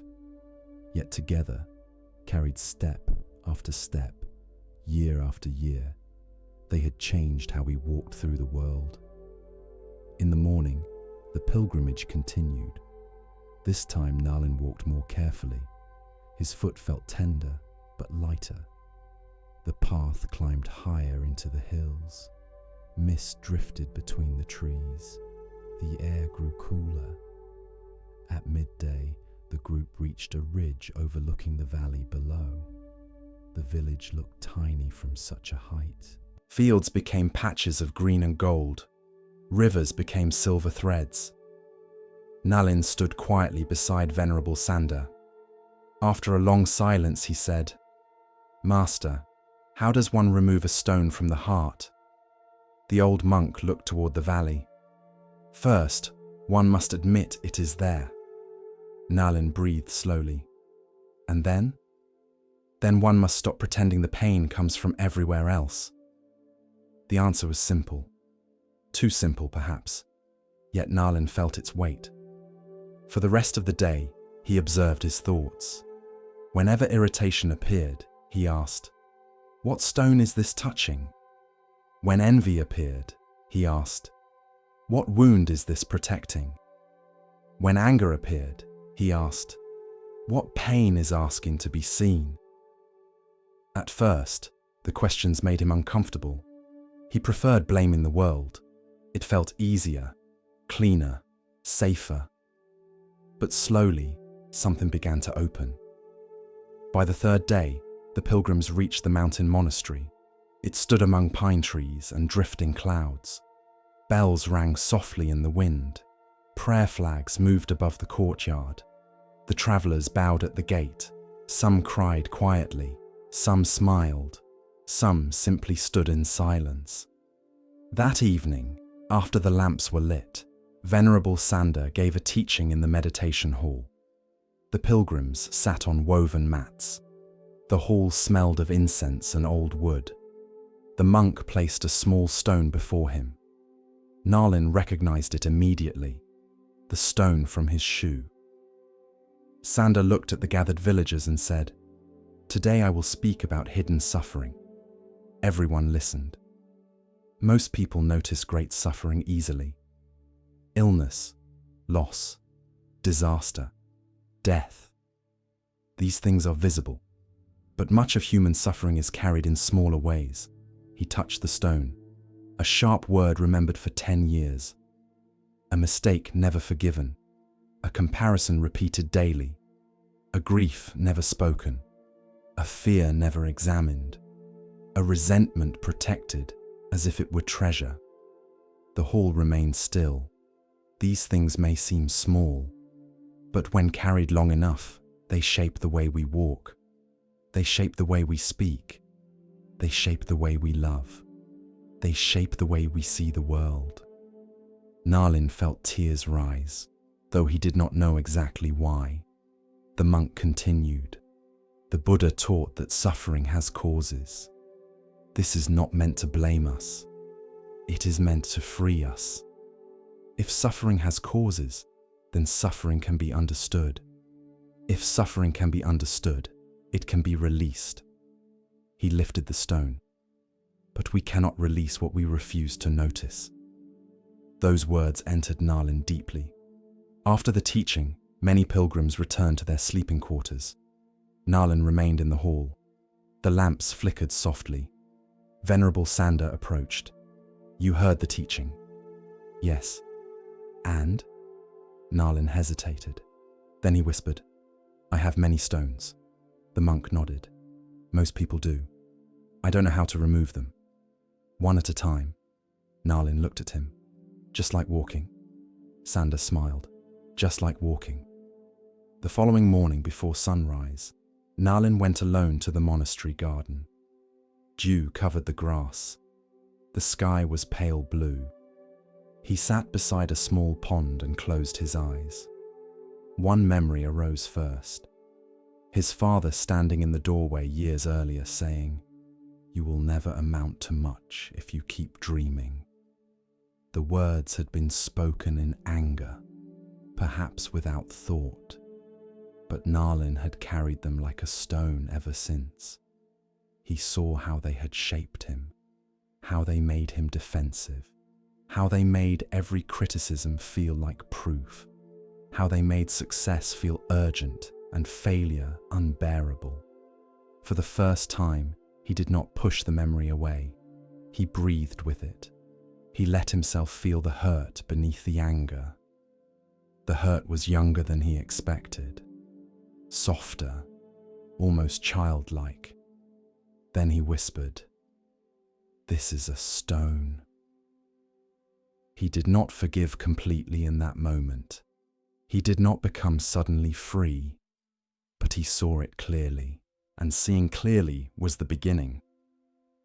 Over the following days, Nalin stayed at the monastery longer than the others. He asked permission to remain for a season. The monks agreed. His work was simple: sweeping paths, carrying water, helping in the kitchen, sitting in meditation. Each day he practiced noticing irritation before it became speech, noticing sadness before it became bitterness, noticing fear before it became blame. Some days he failed. Some days he spoke sharply. Some days old resentment returned with force. But now he had a practice. When suffering appeared, he looked for the stone. One afternoon, several months later, a young novice accidentally spilled a bucket of water across the kitchen floor. Nalin's first impulse was anger.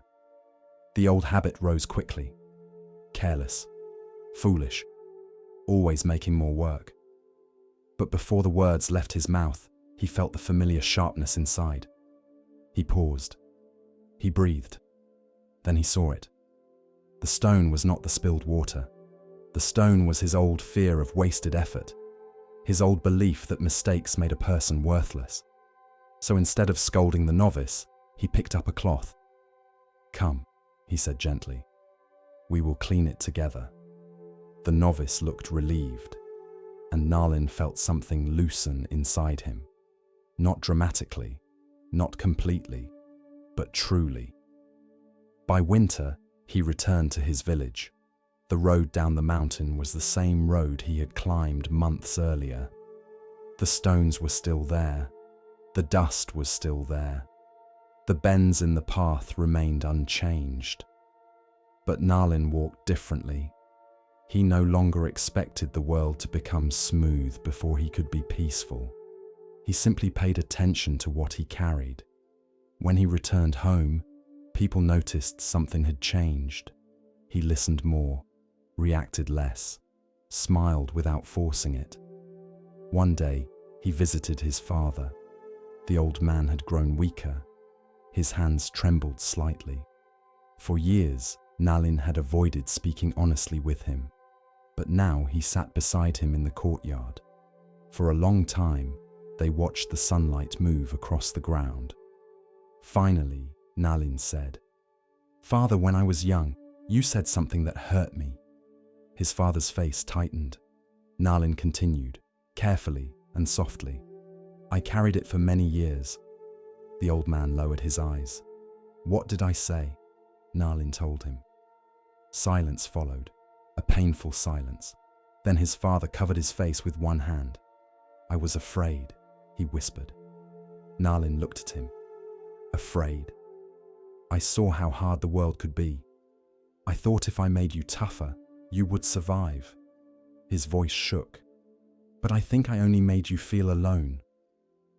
Nalin felt years of anger tremble inside him. It did not disappear all at once, but something changed. The stone shifted. For the first time, he saw not only the wound his father had caused, but the fear beneath it. A wounded man had wounded his son, not because it was right, but because suffering, when unseen, travels from person to person. Nalin breathed deeply. Then he said, "I am trying to put it down." His father wept quietly. So did Nalin. Spring returned, then summer. Years passed. Nalin eventually became known in the village not merely as dependable, but as wise. When people came to him angry at others, he often listened quietly. Then he would ask, "What is the stone in your shoe?" At first they would blame someone, a spouse, a neighbor, a child, a business partner. Nalin would nod, then ask again, "And what is the stone in your shoe?" Some became annoyed, some left, some returned later. Those who understood began to heal. One evening, a young woman came to him after a quarrel with her sister. "My sister is selfish," she said. "Perhaps," Nalin replied. "She never listens." "Perhaps." "She thinks only of herself." "Perhaps." The young woman frowned. "Why do you keep saying perhaps?" Nalin smiled gently. "Because we are speaking about her shoes." She fell silent. Then he asked, "What is in yours?" Tears filled her eyes. After a long pause, she whispered, "I am afraid she no longer needs me." There it was, the stone. Not anger, fear, not accusation, pain. Once seen, it could be held differently. Late in life, Nalin returned once more to the mountain monastery. Venerable Sanda was very old now. His body had grown frail, but his eyes remained clear. The two sat together beneath the pine trees. Nalin removed a small object from his pouch. It was the same tiny stone from long ago. He had kept it all these years. Sanda smiled when he saw it. "You still carry it?" Nalin laughed softly. "Yes." "Then have you learned nothing?" The old monk's eyes twinkled. Nalin smiled. "I carry this one so I remember to put down the others." Sanda laughed, a warm, quiet laugh. The wind moved gently through the trees. For a long time they sat without speaking. Finally, Nalin said, "Master, do the stones ever completely disappear?" Sanda looked toward the mountain path. "Some do. Some become smaller. Some remain, but no longer wound us." He paused. "The point is not to have walked a painless road. The point is to stop adding unnecessary pain to every step." Nalin bowed his head. He understood. Life would always contain difficult paths, sharp stones, uneven ground, unexpected burdens. But not every pain needed to become bitterness. Not every wound needed to become identity. Not every memory needed to remain lodged in the heart forever.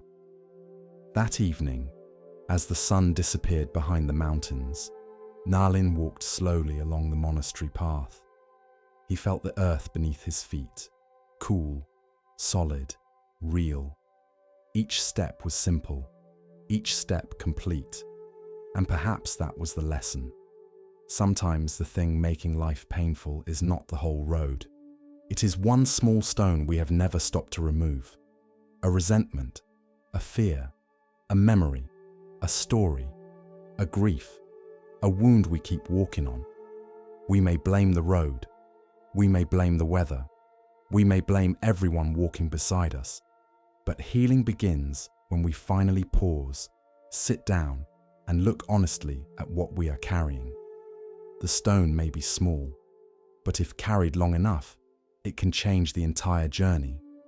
So walk gently, notice carefully, and when pain keeps returning with every step, do not only curse the road, look within.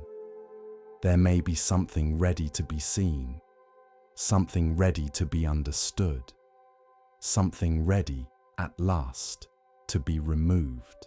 As the lantern of awareness glows a little brighter, we come to a tale about seeing with more than the eyes.